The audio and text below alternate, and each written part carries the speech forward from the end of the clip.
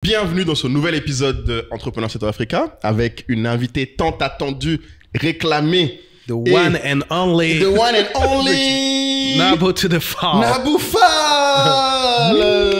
Thank you guys. Voilà. Merci. Alors, je suis très contente et vraiment, c'est un épisode plein d'enseignements, plein d'éducation pour pouvoir se propulser à un autre niveau d'entrepreneuriat, mais surtout pour pouvoir concrètement comprendre comment construire une image authentique et être réellement soi-même et avoir un personal branding pertinent. En tout cas, merci pour l'invitation. Et merci pour ta générosité. Tu merci. nous as partagé énormément de choses. Mais oui, on a parlé de son parcours. Je crois que c'est pas souvent que les gens parlent de ton parcours. C'est vrai. Mais surtout, on a parlé de choses inédites. Tu nous as parlé un peu de célébrités et de nos modèles, comme tonton Aliko. On a parlé d'Aliko d'un côté, les gars. On a parlé d'Aliko d'un côté. Non, mais ça, tu c'est très dévoiles sérieux. déjà, toi. Non, il faut que les gens regardent un peu. Bon, c'est Non, un mais petit peu. Un petit peu. Le carnet d'adresse, Il n'y a là. pas que ça, Mais surtout, on a aussi parlé évidemment de Women Empowerment.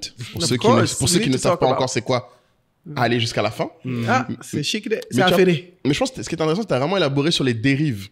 Tout ce qu'il peut y avoir en dérive de personal branding, mais aussi à quoi ça sert et comment on le fait. Et moi, j'insiste pour que les gens regardent parce qu'il y a des outils sur le leadership, sur le networking. Oui, sur le networking surtout. quand on est une dame. Vraiment, je ne sais pas combien d'épisodes, je ne sais pas le temps qu'on a fait. Mais en tout cas, asseyez-vous, abonnez-vous.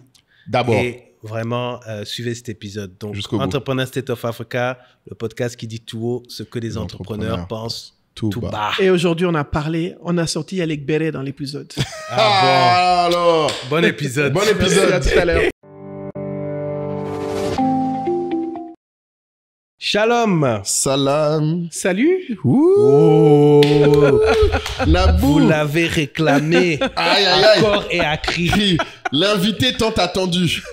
Entre deux voyages, elle est là, elle est avec nous. Pour la petite histoire, on a découvert il n'y a pas longtemps qu'on était tous voisins à Nabou en plus. En plus, Yes. en plus, est-ce que ça c'est Dans le normal? même quartier. C'est-à-dire qu'on presque habite dans la tous même rue. à Je te jure. une minute À une minute l'un des autres. Incroyable. On là. aurait pu faire ça à la maison, quoi. Mais ici aussi, c'est la maison. Oh. Oui, bon, C'est oui. pas loin non plus. Hein? Oui, non. Juste Moi, à côté. Le bureau n'est jamais loin de la maison. Ouais, moi non plus. Si au moins on peut s'autoriser un petit plaisir quand on est entrepreneur. C'est Je choisir pense que ça. c'est le seul. C'est le plus important. Le Amen. plus important. Nabou, on est vraiment content de t'avoir. Aujourd'hui, bon, je pense que beaucoup de gens s'attendent à ce qu'on parle forcément de personal branding. Mais ce dont on veut parler, ce qu'on veut comprendre, enfin, en tout cas, moi, ce que je veux vraiment comprendre, c'est que ce panafricanisme, en fait. Enfin, tu incarnes, en fait, quelque chose, c'est-à-dire, toi, tout à l'heure, je te demandais, tu connais des gens à Bangui? Je savais que tu allais dire oui.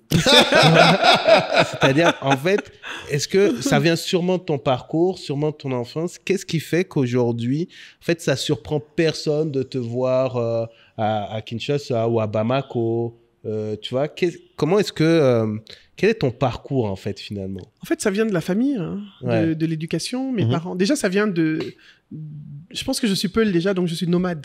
Par le sang et par l'essence. La tradition. Donc, la tradition, déjà, le Peul, c'est quelqu'un qui se sent bien partout, qui se balade avec son troupeau. Bon, maintenant, on a de moins en moins de troupeaux, mais on a d'autres types de troupeaux.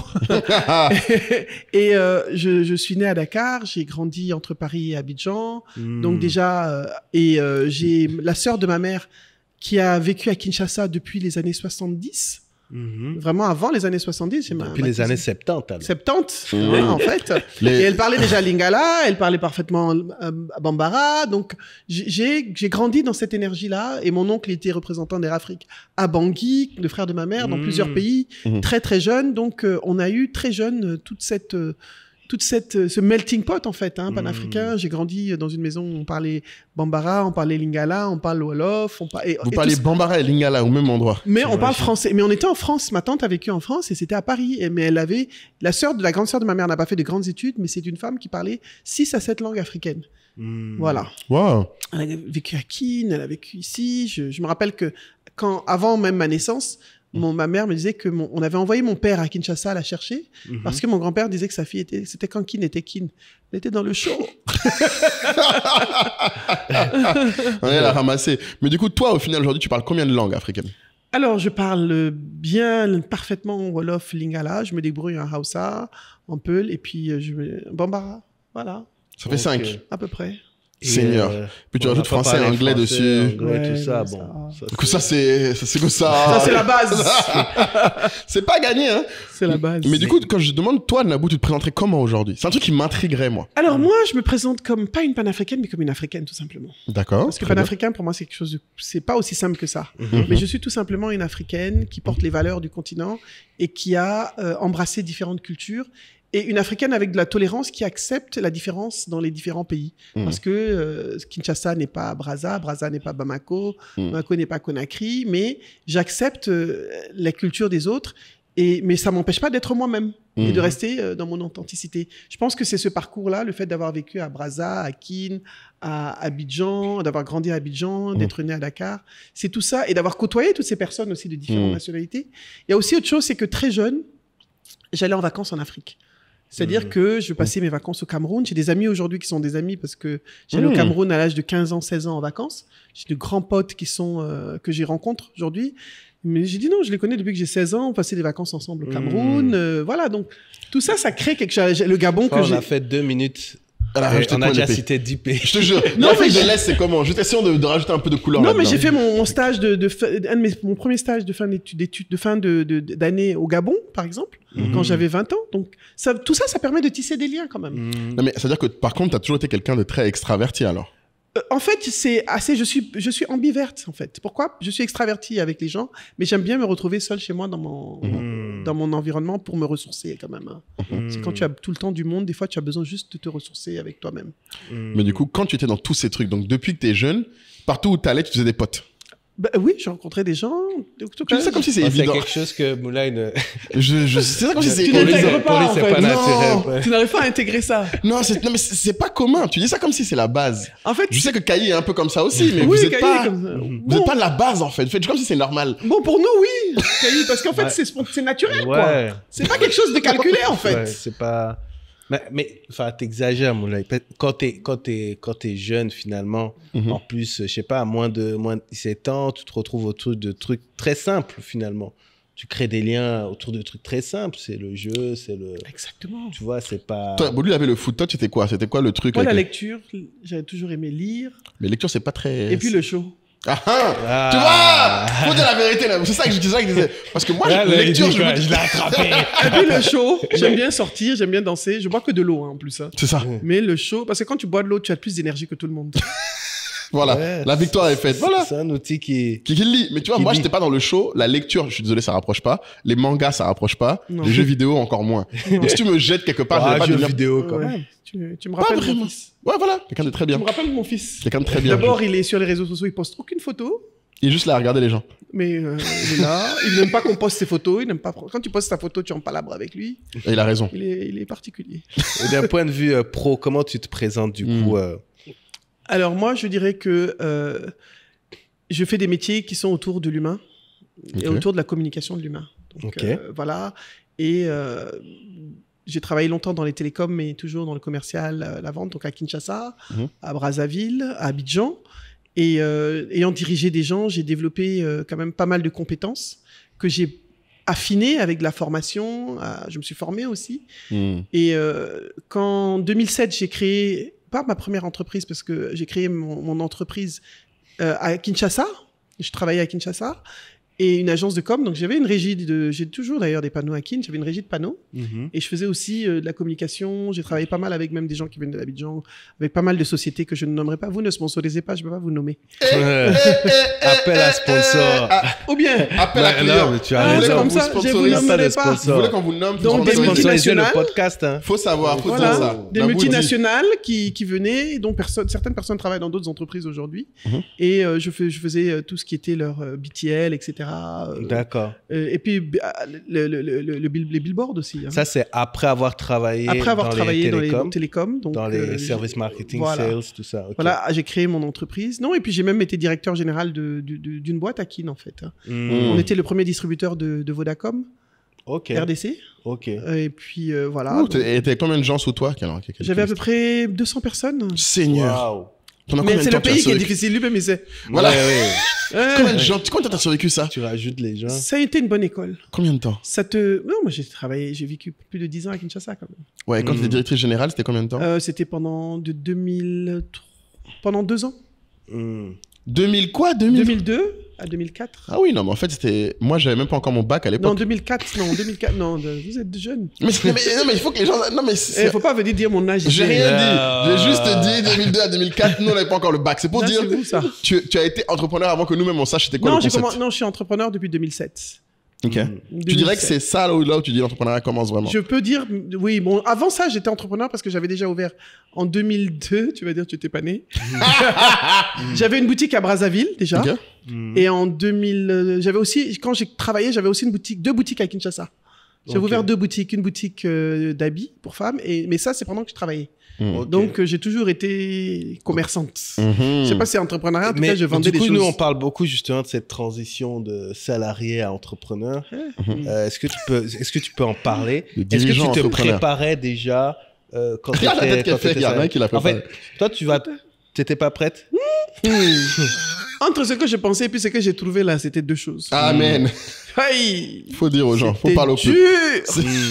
En fait, j'avais pas réalisé que quand tu es entrepreneur, tu sais, quand tu es salarié, il y a un budget. Tu présentes ton budget en tant que chef, directeur ou responsable de département. Le budget est voté.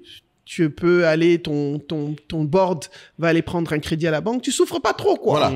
Tu vois, les choses sont gérées, en fait. Toi, tu dépenses juste. Toi, tu dépenses, tu optimises. Voilà. Tu fais. Donc, j'ai quand même travaillé dans un environnement où j'étais expatrié. J'ai gagné très, très bien ma vie.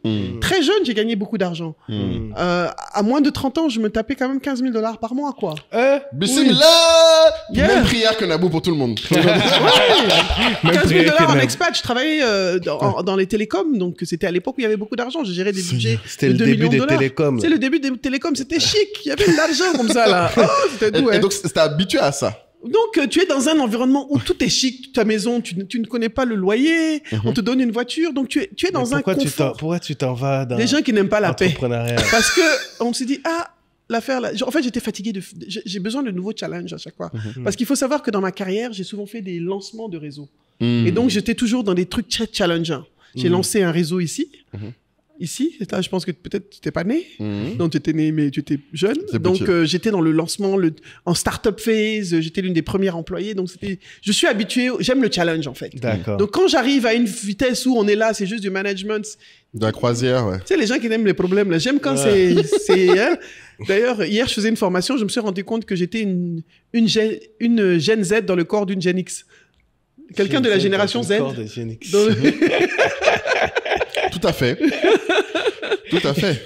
Tu as vu, non? Ouais, d'accord. Mais c'est vrai, parce que à quel moment tu commences à faire les réseaux sociaux? C'est quand tu as commencé à entreprendre ou pas du tout? Alors, les réseaux sociaux, c'est quand ça a commencé, je pense. Qui t'a envoyé là-bas? Parce que Attends, là, tu vas vite. On est encore en 2004. Moi, je veux comprendre la transition. Voilà, la transition. Alors, donc, je rentre en 2004, jusqu'en 2007, je suis entrepreneur. Je suis, en entreprise. Ouais. Donc, j'ai un parcours depuis que j'ai commencé à travailler à tous les niveaux. Hein. J'ai monté les échelles d'Abidjan jusqu'à Brazza, ensuite Kinshasa. Donc, j'ai fait plusieurs entreprises dans les télécoms. Et puis, en 2007, je décide de me mettre à mon compte. Mais d'où vient cette décision?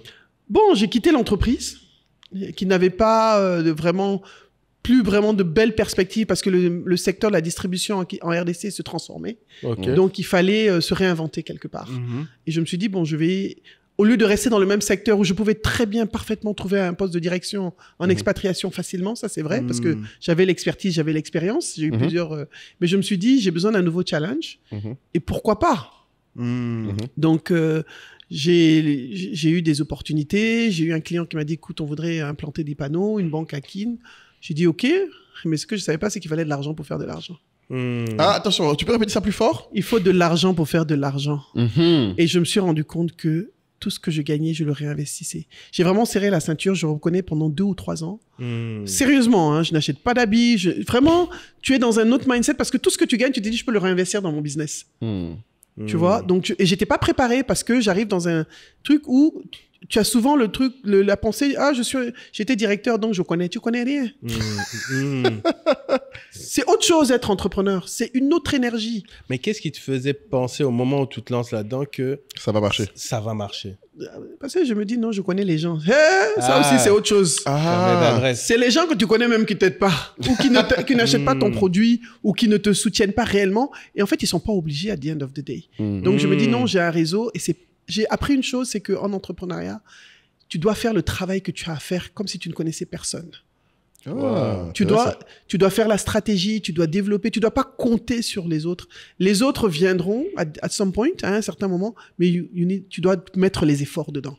Et ça, c'est la leçon numéro 1 que j'ai apprise. La deuxième chose, c'est que être directeur dans une entreprise, c'est pas être entrepreneur.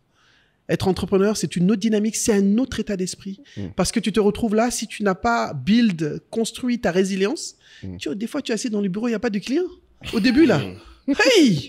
Tu te dis, mais qui m'a envoyé? Je gagnais combien de milliers de dollars? Là, j'étais assise au calme, on payait ma maison, on me donnait voiture. C'est moi, je viens me mettre dans des problèmes. Non, c'est vrai. À un moment, tu étais là. J'ai eu des moments où je me suis dit, je vais aller déposer mon CV. Oui, parce que c'était quoi le produit que tu vendais? C'était vraiment la régie. Hein, la régie. Je veux dire, je vais aller déposer mon CV, quoi. Ouais. Parce que c'est pas possible. Je vais aller trouver du boulot et reprendre cette vie peinard. Au calme. En fait, c'est ça. J'étais dans une zone de confort. Mais en même temps, quand tu aimes quelqu'un qui aime les challenges, quand tu es dans une zone de confort, tu es un peu en dépression. Je sais pas si vous comprenez ce que je veux dire. Bien sûr. C'est-à-dire que tu sens que tu ne t'exprimes pas complètement. Il y a une partie de toi qui est éteinte. Donc, c'est le problème là qui est chic dans ta vie. C'est du masochisme, en fait, l'entrepreneuriat, quelque part. Mais c'est vrai que ça a été très, très dur au début. Et je prenais mes pieds, hein, tu vas voir les clients, tu vas voir les gens, tu travailles. Et comment tu l'as vécu? Parce que même là, quand on parle, on sent que c'était chaud, hein, Joe, les gars. Comment tu l'as... la transition devait être vraiment dure, ouais. Comment tu l'as vécu? Qu'est-ce que tu veux dire? Mentalement, même... Mentalement, c'était très dur, mais j'ai gardé la foi. Et je me suis dit, finalement, il y a des gens qui ont pu le faire. Je vais pouvoir, mais mentalement, c'est pas toujours facile. C'est au bout d'un moment que tu adoptes un autre mindset. Tu construis ta résilience. Tu construis ta résilience. Et puis, tu sais, Kinshasa, c'est pas facile. Tiens, le matin, tu te réveilles. Des fois, quand tu commences à être en vitesse de croisière, faut pas oser commencer à gagner l'argent. C'est là où tes problèmes commencent. Ah bon? C'est là où les gens des impôts débarquent. Un jour, on me redresse, je sais pas de combien. J'appelle un ami qui a une banque là-bas, Abdallah Wassini. Je dis, on m'a redressé, je sais pas. Il me dit, oh, c'est pas grave. J'ai dit, mais comment on m'a redressé? On m'avait jamais redressé. Donc tout ça, ça fait partie de l'apprentissage. Ouais, je découvre qu'à chaque level, il y a de nouveaux problèmes. Il y a des nouveaux problèmes. En fait, moi, en tout cas, de ce que je me souviens de ce business model-là, de ce que j'ai fait pendant ces 10 ans-là, c'est que chaque matin, je me réveille pour gérer un problème. Mais je le gère avec positivité. Au début, c'était dur, mais après, j'ai compris que c'était ça. Il fallait que j'accepte. Des fois, tu es là, Joe, le vin arrive, tu n'as même pas l'argent pour payer tes salaires. Les gens ne savent pas ce qu'on vit, hein. Bien sûr. Tu es sapé comme ça, tu viens, tu parles ici, on pense que tu as l'argent. Joe, tu es là. Tu as de l'argent, mais chez les clients, hein, c'est pas que tu n'en as pas. Les clients ont ton argent, tu es là, tu es riche en créances. En créances. C'est ça tu n'as que des factures. Tu n'as que des factures. Tu as de l'argent, donc quand tu fais le point, tu as des millions dehors. Tu peux même avoir vraiment 50 millions dehors, 200 000 $ ici. J'aime bien riche en créances. Mais je suis riche en créances. C'est riche sur le papier. Toi, c'est riche en créances. Moi, je suis riche en créances clients. Bon, même là, clients qui me doivent, pardon, pensez à moi. Je vous fais des beaux sourires. C'est le moment. C'est l'instant. Donc, on est riche en créances et puis on a quand même des choses et personne ne te prête d'argent. Une fois, je suis allé voir un banquier, je me rappelle une banque. On peut vous faire un prêt de 10 000. J'ai dit, je vais aller avec 10 000 $. Laissez-moi, j'ai pas besoin de ça, j'ai besoin d'argent. De beaucoup d'argent. J'ai pas besoin de 10 000 $. Autant, donc tu es toujours en train de réinvestir, de te serrer la ceinture. C'est un cycle sans fin, en fait. Parce que quand tu as un grand opérateur télécom qui vient, j'ai eu des opérateurs qui m'ont donné des bons deals. Ils te disent, OK, il faut que vous implantiez au Kasaï. J'ai implanté au Kasaï, au Katanga, où tu implantes à Beni et à Butembo. Là, c'est un bon deal, alors. Mais tu dois préfinancer, Joe. C'est la partie du film qui commence. Tu trouves l'argent là. L'argent, là, il faut que tu le trouves. C'est ça, c'est pas eux qui vont te donner tout de suite. Ils te donnent pas l'argent. Donc, tu es obligé de trouver des... C'est-à-dire, tu es dans un jonglement permanent. Moi, je sais que tu apprends à jongler avec ta trésorerie, en fait. Tu es un jongleur parce que la banque ne te prête pas. Les banques ne te prêtent pas ou alors ils te donnent des taux qui te donnent mal à la tête. Donc, si tu as un investisseur, tu vas le voir, il te regarde mal, te prêter de l'argent. Vous savez de quoi je parle? Oui, tu regardes mal. Ouais. C'est pas facile, donc tu es dans le jonglement. Un jour, je suis allé en Chine importer des panneaux. Je suis allé à Shanghai. C'est en 2011 qui m'a envoyé. J'ai fait fabriquer des panneaux avec le nom de la société, tout. Je suis allé à Shanghai, j'avais un peu de trésorerie, donc j'ai dit, bon, je vais... Entre le jour où les panneaux sont arrivés, le conteneur est arrivé de Chine. Et d'ailleurs, les Chinois aussi, ça c'est encore... En Chine aussi, j'ai pas mal de choses. Si tu n'es pas là à l'embarquement, ils m'ont pas tout envoyé. Entre le jour où... Tu vois, non? Tu la connais. Entre le jour où ton conteneur arrive, il y a une nouvelle loi qui passe. Donc, au lieu de payer $9 000 à la douane, tu dois payer $25 000. Donc, il y a un $16 000 que tu n'as pas prévu, que tu dois trouver entre décembre et janvier. Il y avait une nouvelle taxe qui était... À l'époque, en RDC, il y avait 17 taxes déjà. Pendant que ton conteneur est en train d'arriver. Je t'ai dit que... C'est-à-dire que je suis devenue tellement résiliente que quand les gens m'expliquent les problèmes, je dis ça ira, tu t'en sortiras. T'inquiète, c'est comme ça, c'est le chemin. Ça. Et c'est pas facile, quoi. Et les gens ne comprennent pas. Ils te voient, ils pensent que tout va bien. Tu te cherches, des fois. Des fois, quand ça rentre, c'est chic. Mais ça rentre pas tout le temps. Mais tu retiens quoi de cette période à Kin? Alors moi, malgré que c'était dur, je retiens des bons souvenirs. Parce que ça m'a forgé, en fait. J'ai appris. J'ai appris énormément de choses et j'ai construit une résilience qui fait que une fois, je suis allé organiser un événement pour un client au Nigeria de Kinshasa. J'avais un événement organisé il y a 10 ans à Abuja et tout. Et quand j'arrive, même Lagos, c'est petit pour moi, quoi. Kinshasa, c'est le vrai truc. Moi, je prenais la route, Cotonou, Lagos, pour moi, c'était rien. J'étais cool. Et quand j'arrive, je vois les gars qui veulent, j'ai dit, Joe, les gars, je viens de Kin, vous pouvez pas m'embrouiller ici. Non, c'est une école. C'est un autre level. Donc, tu apprends. Et je me dis, ça te construit. Et surtout, ça te dit que finalement, in the end, ça ira. C'est ce que j'apprends, c'est que on finit toujours par s'en sortir, mais il faut être persistant et persévérant. Le truc, c'est que faut pas laisser tomber sur la route, quoi. Il faut pas laisser tomber sur la route. Si tu veux quelque chose, c'est ça que je dis. Je vois des entrepreneurs. Le jour, j'ai une entrepreneur qui faisait des jus, qui pendant le Covid, pendant 3 mois, elle a fait un événement. Elle a essayé de faire un événement. Il y avait 2 personnes inscrites. Elle dit qu'elle l'abandonne. Je dis waouh. À 2 seulement, c'est celui que tu abandonnes. Un événement, tu abandonnes. J'ai dit, mais tu as 2 au début, mais tout le monde ne va pas venir tout de suite. C'est clair. Tu l'as vu, tu as créé Adicom. C'est pas tout de suite que tout le monde est venu. C'est quelque chose que tu construis avec le temps. Donc, tu vois des gens, ils sont sur un thème, une thématique, un business dans un truc. Et puis après, tu les vois tout d'un coup, ils changent. Ou ils changent encore. Parce qu'ils ne sont pas persistants et persévérants. Mais qu'est-ce que tu réponds alors à... Tu as forcément des jeunes qui vont te dire, moi, j'aimerais bien me lancer, mais je ne suis pas sûr, en fait, que je vais être résilient. C'est-à-dire, tu vois, parfois, les gens ne savent pas s'ils ont ça en eux. Tu ne peux pas savoir, il faut rentrer dedans. L'affaire de résilient, là, tu vas découvrir quand tu fais haut. Parce que moi, je ne savais pas que j'étais résilient. Oui, non, mais donc c'est ça, c'est en gros, allez-y. Just do it if you want. Parce qu'il y a le point où... Non, il faut le croire quand même. Oui, je pense qu'il faut y croire. Si tu n'y crois pas quand même. Parce qu'elle t'a dit, elle y croyait peut-être à tort. Oui. Voilà. Mais il faut d'abord y croire. Ouais. Si tu n'y crois pas, c'est pas la peine de te forcer. C'est pas forcé. Voilà. J'aime bien le mot c'est pas forcé parce que j'ai l'impression qu'aujourd'hui les gens font de l'entrepreneuriat pour faire de l'entrepreneuriat. Il y a un narratif qui dit que c'est que l'entrepreneuriat qui va nous permettre de gérer des emplois jeunes ou de donner du travail à la jeunesse, mais c'est pas forcé. Pas forcé, voilà. C'est pas forcé. Il y a aussi, on a besoin de bons profils. Parce qu'aujourd'hui, je suis désolé, quand tu essaies de recruter, tu trouves difficilement des profils. Je veux dire, vous le savez, vous recrutez en ressources humaines, on a des problèmes. Des vrais problèmes. Donc, on a besoin de gens qualifiés aussi. C'est tout le monde entrepreneur, on a besoin de gens qualifiés qu'on peut bien payer parce qu'ils font du bon boulot. Exactement.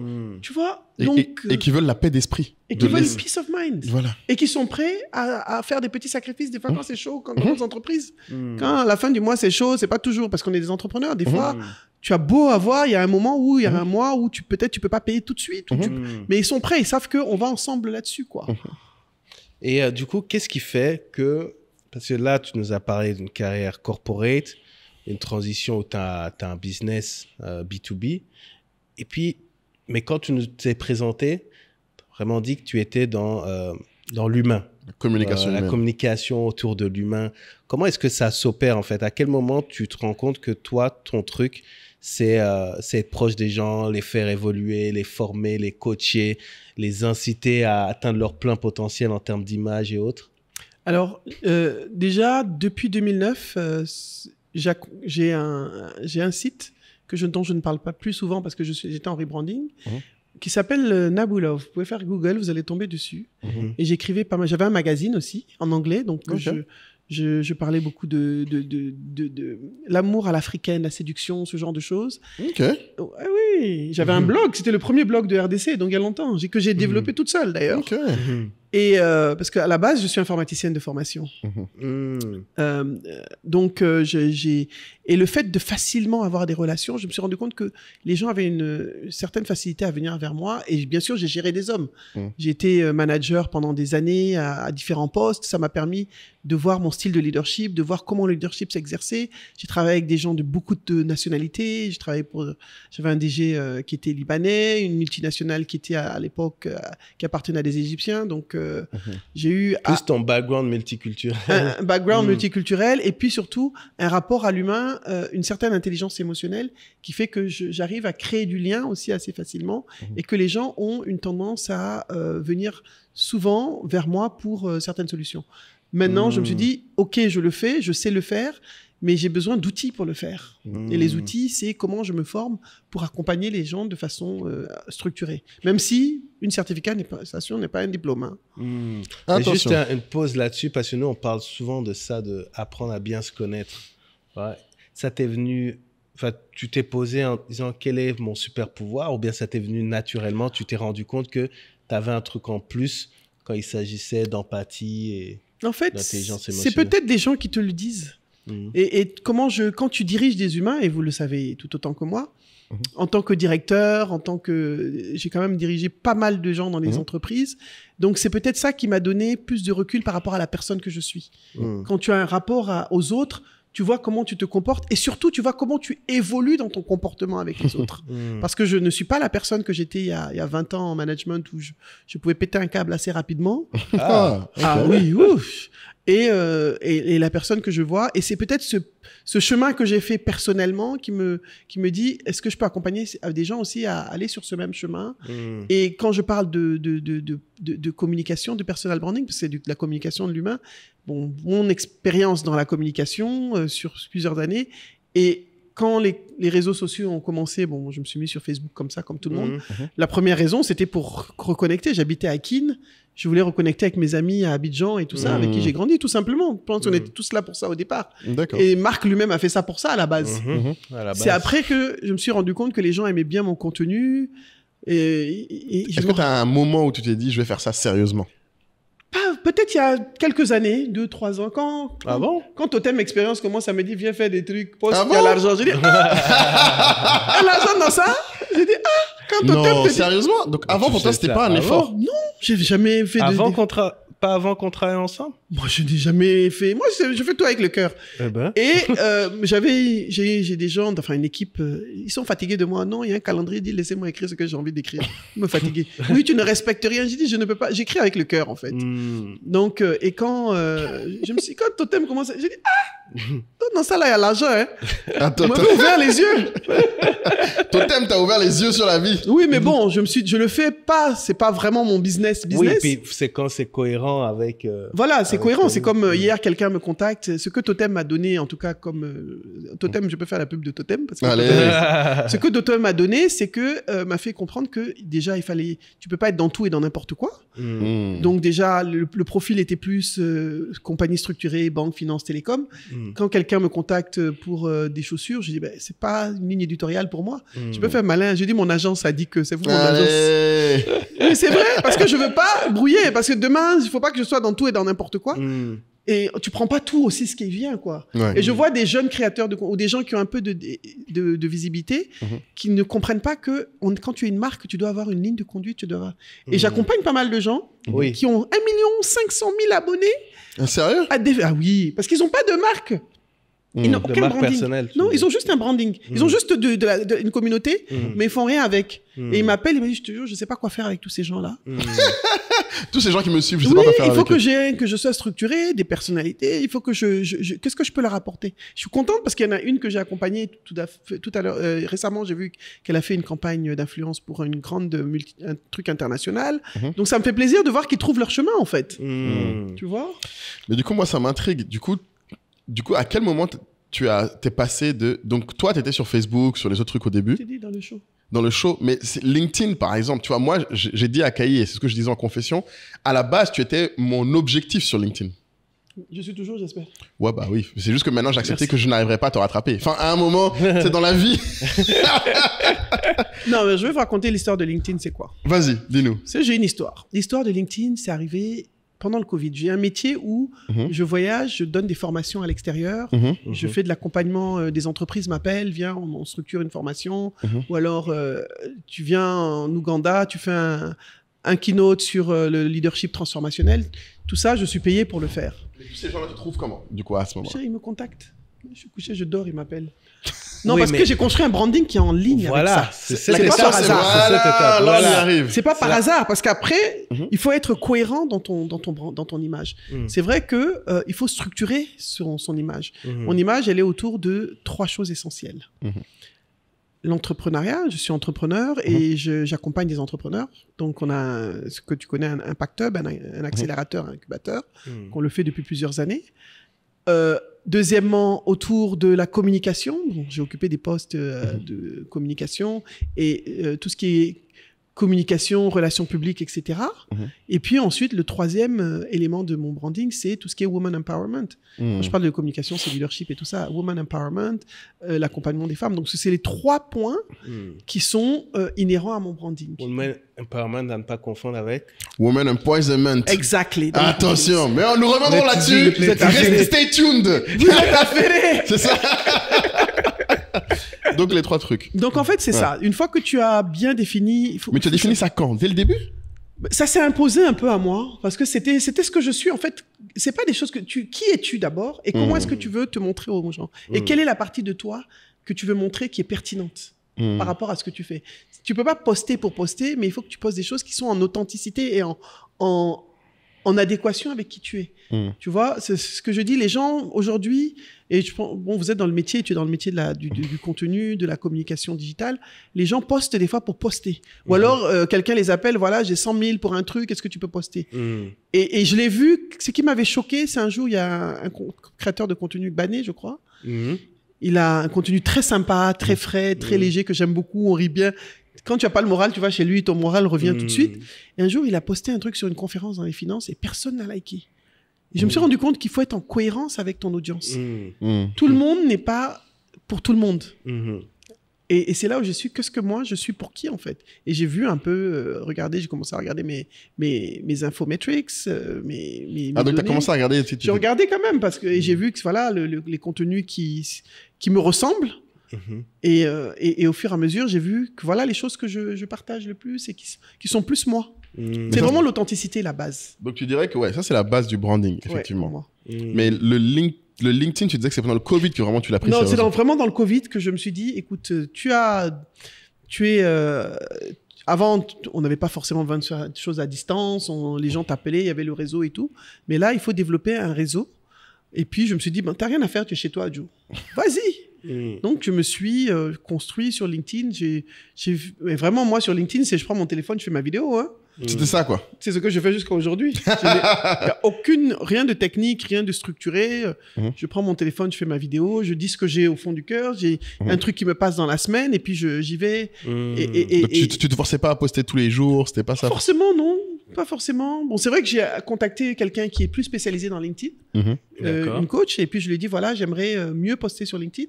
Elle m'a accompagné. Ah oui, il y a toujours un travail d'accompagnement. Moi, je crois. C'est ça qu'il faut dire aussi. Tu prônes beaucoup la formation, pas seulement celle que tu donnes, mais je crois que tu te formes beaucoup. Oui, je me forme énormément parce que je pense que les outils sont importants pour pouvoir bien faire les choses. Donc, je l'ai appelé, j'ai dit, écoute, moi, j'aimerais mieux me structurer sur LinkedIn. Je vois que c'est un outil qui est intéressant. Elle m'a aidé, elle m'a accompagné. Et puis après, bon. Tu dirais à l'époque, tu avais quoi? Combien de followers? 5 000. Tu avais 5 000 au début? Même, oui. Putain, mais là, t'en as des... Mais 5 000, et j'en ai presque 70 000, quoi, je crois. Ouais. En 2-3 ans. T'aimes trop les chiffres. Là. Mais c'est un financier, non? C'est un entrepreneur. Il faut que les gens sachent que c'est dans 2-3 ans, parce que c'est 5 000 à 70 000. C'est en 3 ans, mais dans la constance, et puis bon, dans l'authenticité. Et puis je me suis dit, oui. Et LinkedIn aussi est devenu intéressant pendant le Covid. Twitter aussi. Ah, j'aime Twitter. Parce que là-bas, on se dit les bé. C'est ça. Non, là-bas, tu peux dire tout ce que tu veux. Parce qu'en fait, mon post, là, quand j'amène les posts de Twitter sur les autres réseaux, les gens parlent. Mais ils savent pas que sur Twitter, c'est toujours ça que j'amène. Là-bas, je suis toujours en palabre. Toujours en train de dénoncer un truc. Mais comment tu expliques, tu vois, aujourd'hui, quand on est en top of mind sur les les sujets, effectivement, que tu évoques, donc Women Empowerment, Business, tu vois, ton nom va systématiquement ressortir dans toute la région. Bon, bien que tu fasses bien ton travail, est-ce que tu ne te dis pas qu'il n'y a pas assez, finalement, de femmes qui, en fait, t'es constante sur ces sujets-là? Je trouve qu'il y en a, mais je trouve qu'il y a des femmes qui font de belles choses, mais peut-être qu'elles ont besoin d'être peut-être plus encadrées, plus structurées. Mais je pense que pour le moment, en tout cas, moi, j'accompagne beaucoup de femmes. Hein. Oui, en fait, ce que je veux dire par là, c'est que souvent, ce qu'on va entendre, c'est que s'il y a une conférence sur le sujet, c'est toujours Nabou. Non, clairement, les gens le savent. Enfin, ouais, je peux le dire clairement, au bout d'un moment, tu fatigues le peuple. Moi-même, ça me fatigue. Je suis même fatigué de me voir. Est-ce que vous savez ça? Qu'est-ce qui fait Au bout d'un moment, moi-même, j'ai dit, pardon, laissez-moi dormir. Mais c'est ça, la question, c'est comment tu tiens aussi. Non, parce qu'en fait... Qu'est-ce qui fait que... C'est toujours toi. Voilà. Ben, I don't know. Non, moi, j'ai juste fait mon branding et c'est vrai que au-delà du branding, le branding, c'est pas qu'une façade, c'est qui tu es réellement. Il faut être authentique et il faut les pratiquer aussi parce que poster pour poster, c'est pas que ça. Quand on est un professionnel, et c'est ça que je dis, vous le voyez, nous le voyons, surtout nous qui sommes dans l'écosystème entrepreneurial, et Moula, il le sait tout aussi bien que moi, le nombre d'entrepreneurs sans entreprise qu'il y a, on n'en parle pas. Des gens qui n'ont que des jobs, qui se créent des jobs. Qui se créent des jobs, et moi, je veux dire, ma ligne de business aujourd'hui, elle est sur 3 axes. Donc, je fais des stratégies pour certaines, de communication pour certains, dans certains cadres, avec des organismes gouvernementaux en Afrique. Ensuite, j'ai créé une académie de formation de coaching en leadership. Parce que je le faisais dans l'agence de com, je me suis dit, il vaut mieux structurer. Et je fais de la consultance. Je fais de la consultance en communication, en accompagnement, en formation pour beaucoup de... Mais tout autour de la communication, que ce soit la communication de lendemain ou la stratégie. Donc, je suis très cohérente dans ce que je fais. Puis, il y a un truc aussi marquant, je trouve, effectivement, qui va bien au-delà des réseaux. C'est que Nabou, elle peut autant te parler d'une discussion qu'elle a eue avec Aliko Dangote qu'avec une petite du quartier qui lui a demandé de passer parler à ses copines de classe. Ouais. Donc, je pense qu'il y a peut-être ça. Il y a cet élément-là aussi. Cet élément qui fait que c'est vrai. Multiverse. Moi, je suis très... Oui, il faut sortir sa zone de confort. Si on veut rentrer un peu dans le networking, là, je pense que le réseau, et je dis toujours, c'est pas que les grands noms. Quand j'arrive ici en bas, tu peux demander à ton gardien. Moi, je respectueusement, très sympa, je lui dis bonjour. Je respecte tout le monde. C'est l'éducation aussi. Tu vas pas sous-estimer quelqu'un parce que les gens pensent que le réseau, c'est parler au grand type. C'est faux. Wallah, c'est faux, c'est pas ça.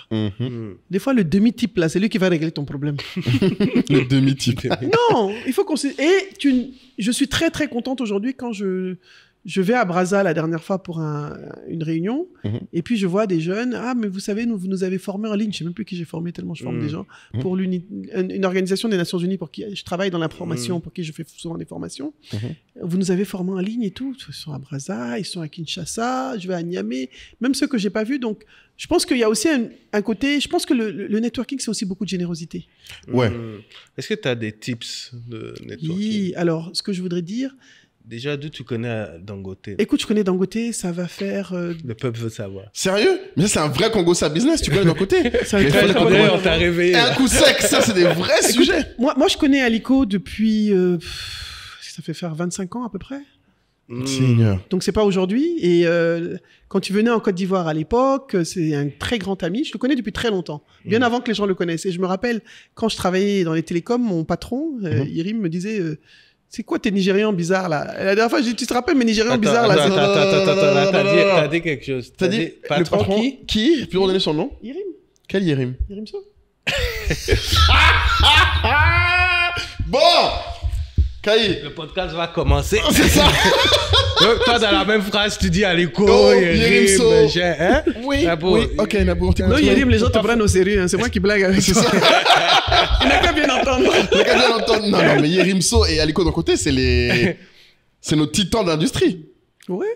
Donc tu disais à ton boss Yerim So que... Tu sais, Yerim, avec qui je suis toujours en contact, tout le temps. Et récemment, d'ailleurs, j'ai fait un selfie avec lui. Il m'a dit ne publie pas. Il m'a menacé. Il m'a dit viens, on fait un selfie, mais ne publie pas. J'ai pas publié. J'ai pas publié. Il n'aime pas qu'on voit ses photos. Ah ouais? Non, il a horreur de ça. Ok. Discret. Et donc Yerim me dit, je dis à Yerim parce qu'il est passé à Kin Parce qu'ils ils voulaient acheter un terrain pour faire un hôtel à Keene à l'époque et tout. Bon, non, ça, c'est pas...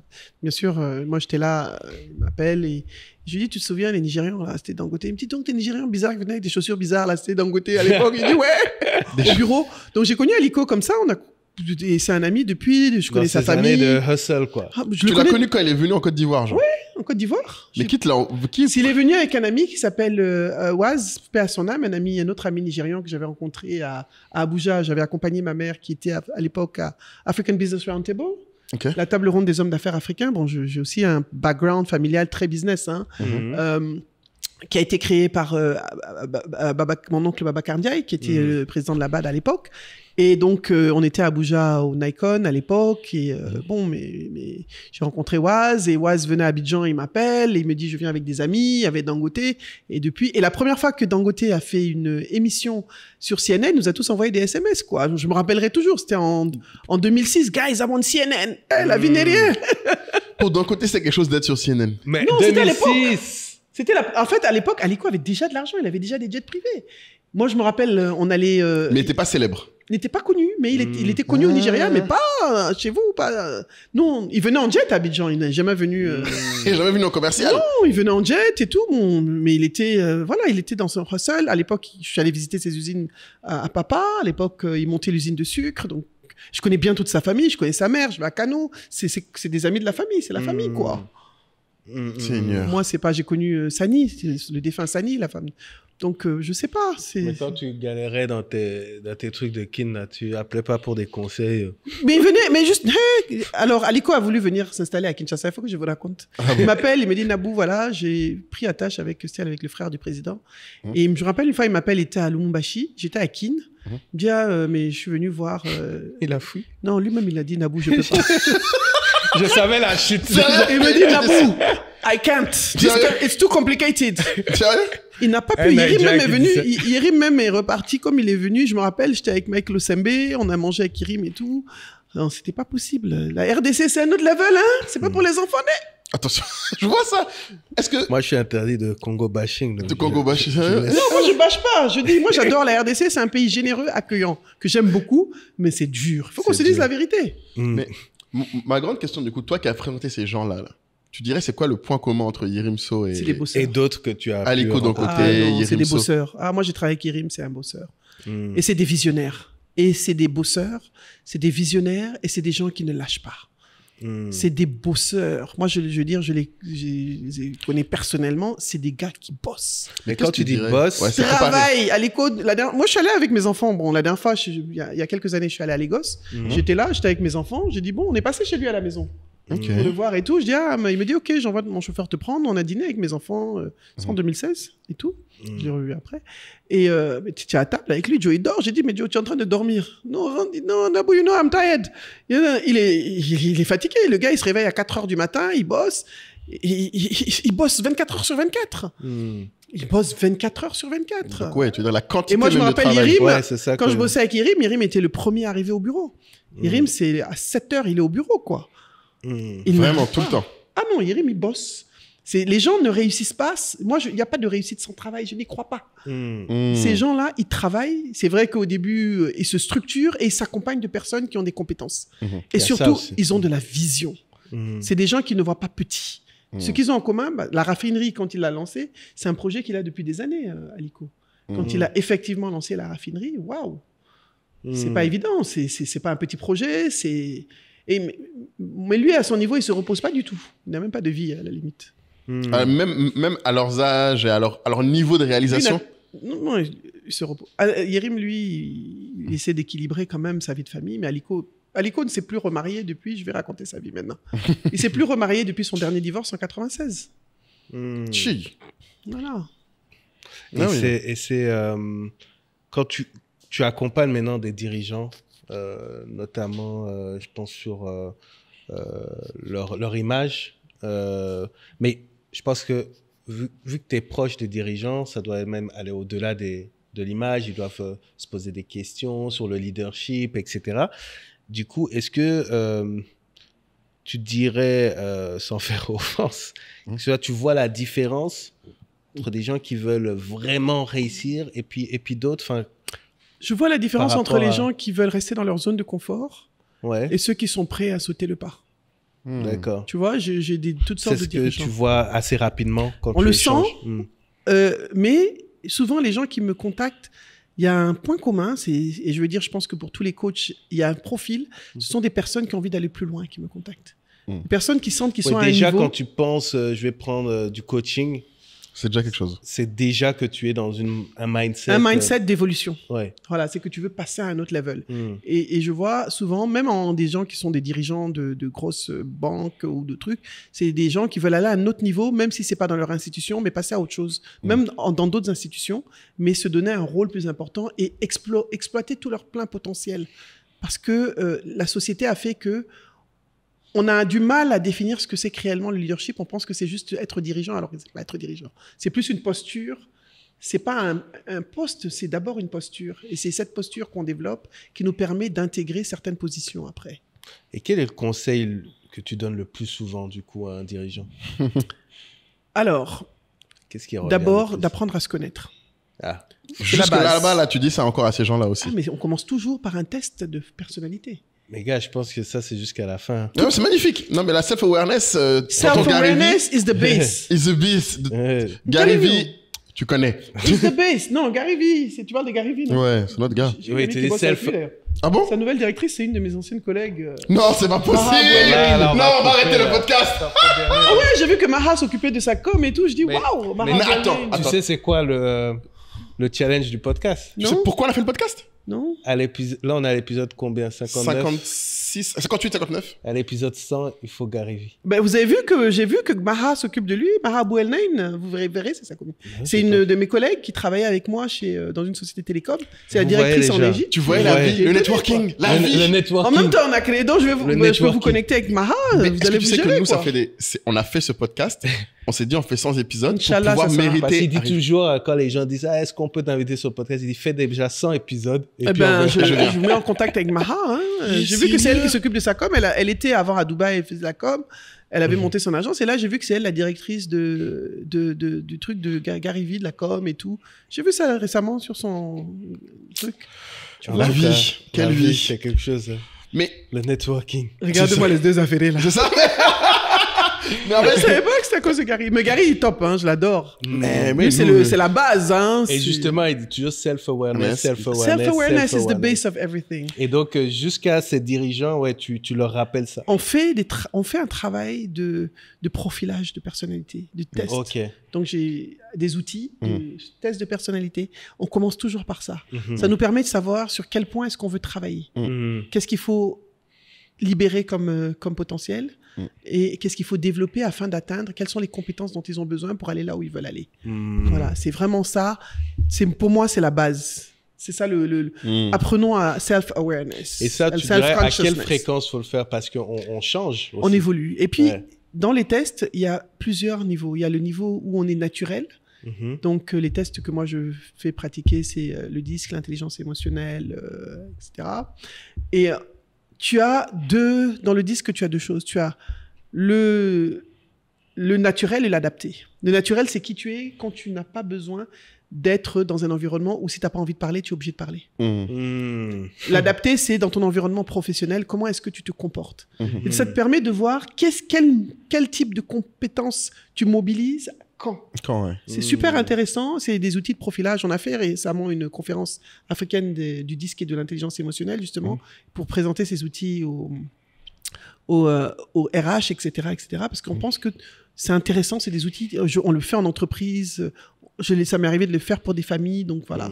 C'est bien parce que ça me permet de mieux me faire connaître. Tiens, parce que beaucoup de gens ne savent pas tout ce que je fais. Bah Merci oui, pour la pub bah gratuite. oui, Ah. mais c'est des super outils. Mais du coup, qu'est-ce que tu penses de... J'ai l'impression qu'aujourd'hui, les gens disent que la définition du bonheur, c'est de ne pas avoir de comportement adapté. C'est-à-dire que suis je pas peux être d'accord. naturel à Ouf. tout moment. Pas forcément. Je suis pas C'est d'accord. pas possible. Tu peux pas parce qu'on est en société. Ça, c'est la populace qui dit ça quand tu dis les gens. Je crois pas. Non, mais ça peut être des gens sérieux. Moulay, le J'y crois pas. Non, mais on peut pas dire ça. est de retour. Mais Non, je pense on doit équilibrer et on peut pas.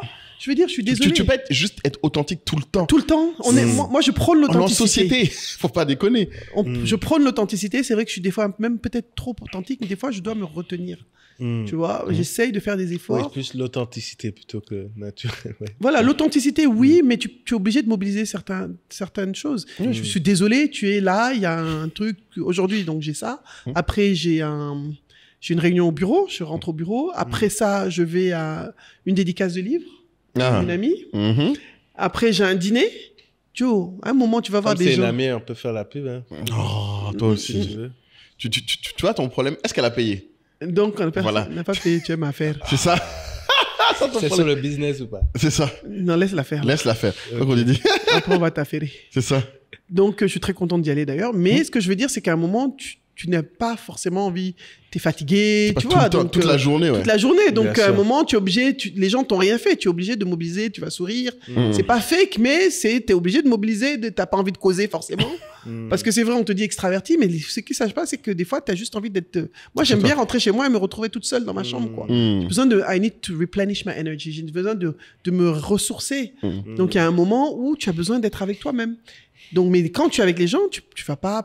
Et ils t'ont fait quoi? Tu es obligé de mobiliser, C'est sympa. d'être sympa. Et par exemple, en entreprise, je suis entrepreneur. Dans le disque, il y a 4 couleurs. La stabilité, la conformité sont les choses que j'ai le moins. La conformité, c'est les process. Mais tu es chef d'entreprise, tu es obligé de respecter les process. Sinon, je pense qu'on s'est tous à un moment fait avoir par un mauvais comptable, en tout cas à Abidjan ici. C'est ça. Celui qui a eu comptabilité à Abidjan, là. Et parce que tu te mêles pas trop, tu te dis, ouais, il sait Il faire. gère, mais en fait, non. Ah, toi aussi, tu connais ça. Non, t'inquiète. Donc, et tu te retrouves où le jour où maintenant tu vas aller chercher un document, c'est le jour là où tu réalises qu'il y a un problème. Donc, où j'ai pris un nouveau comptable là et je me rends compte que j'aurais dû peut-être mettre mon nez plus, mais parce que je suis obligé. C'est pas mon truc, mais tu es obligé. C'est pas que je ne connais pas, hein, c'est juste que j'ai pas envie de le faire. C'est pas le truc qui te fait plaisir. C'est pas agréable. C'est pas agréable, mais c'est nécessaire. C'est ça. Donc, c'est la même chose. Tu dois mobiliser des process, tu dois être plus bleu ou plus verte. Voilà. Ou des fois, tu dois être moins rouge parce que j'ai le rouge, c'est la dominance. Mais des fois, tu dois baisser un peu. Donc j'ai conformité, stabilité. Stabilité, influence et dominance. Donc influence et dominance, ça va être Influence, c'est la communication. Tu agis sur ton environnement. ta capacité. Ok. Ta capacité à communiquer avec les gens facilement. Il y a des gens qui ont... Je vois des clients, on fait le test, on voit que le jaune, c'est le jaune souvent, il est comme ça quand ils sont chez eux, mais il est comme ça quand ils sont en environnement professionnel parce qu'ils n'ont pas le choix. Ouais. S'ils sont commerciaux ou alors ils sont... obligés, Tu dois parler avec les gens, Joe. Et dominance. Dominance, c'est le rouge. C'est vraiment les gens qui aiment bien, qui sont directifs. Voilà, si on veut vraiment dire ça de façon... Je sens que je vais faire des tests de personnalité après ici. Hein. I have the feeling Les despotes that. à la moulaille. Moi, j'ai déjà fait mon test, un disque, hein, tu sais. Ah bon? Alors, dis-moi, Alors. sont tes couleurs? Rouge. Rouge. Moi aussi. Rouge et jaune. Rouge et jaune, ouais. Hey! Comme ta grande sœur. Toi, tu l'as fait? Oh, je te le fais faire. T'inquiète, c'est marrant. Non, c'est pas Je mal. vais te le faire faire. Faut que je te le fasse On faire. te le fait faire souvent dans les boîtes, ouais, quand t'es en position de leadership et tout. Ouais. Ça, c'est sur le leadership. Est-ce que tu as des outils, on t'a coupé du coup tout à l'heure sur le networking? Alors, le networking, c'est... Alors, juste avant, j'ai une question Ouais. pour Nabou. Tout à l'heure, quand tu as posé la question sur ce que tu dis le plus souvent, quel est le truc qu'ils ont le plus de mal à faire? Ou le truc que tu vois qui est le plus difficile à accepter en général? Alors, le truc le plus difficile, c'est l'assertivité, souvent. C'est dur pour les gens d'être assertifs. Je vois certaines personnes, pas assertives, mais se montrer, parce que dans l'éducation qu'on a reçue, être là, par exemple, venir discuter, c'est pas des choses qui sont culturellement, en tout cas avant, mais comme on dit, les choses évoluent. Avant, c'était pas forcément bien vu. De faire des podcasts comme ça, de venir Voilà, de s'exposer. S'exposer. C'est quelque chose qui est difficile, surtout pour le genre de dirigeants que j'accompagne. Ils ont un mal fou. Parce que j'ai souvent des dirigeants d'organismes financiers, etc. Et je me rends compte que la communication, ce sont les gens qui ont le plus besoin de communication. Ce sont les gens qui ont le plus besoin de se libérer. Ou alors, je travaille beaucoup avec des organisations qui me confient des chercheurs, des scientifiques, des docteurs. Ah oui, alors eux. Pourquoi? Pour qu'ils s'expriment. Pour qu'ils apprennent à s'exprimer, qu'ils libèrent leur potentiel, qu'ils développent leur leadership, parce ils sont scientifiquement bons, mais pas humainement outillés. Parce que les outils humains sont importants.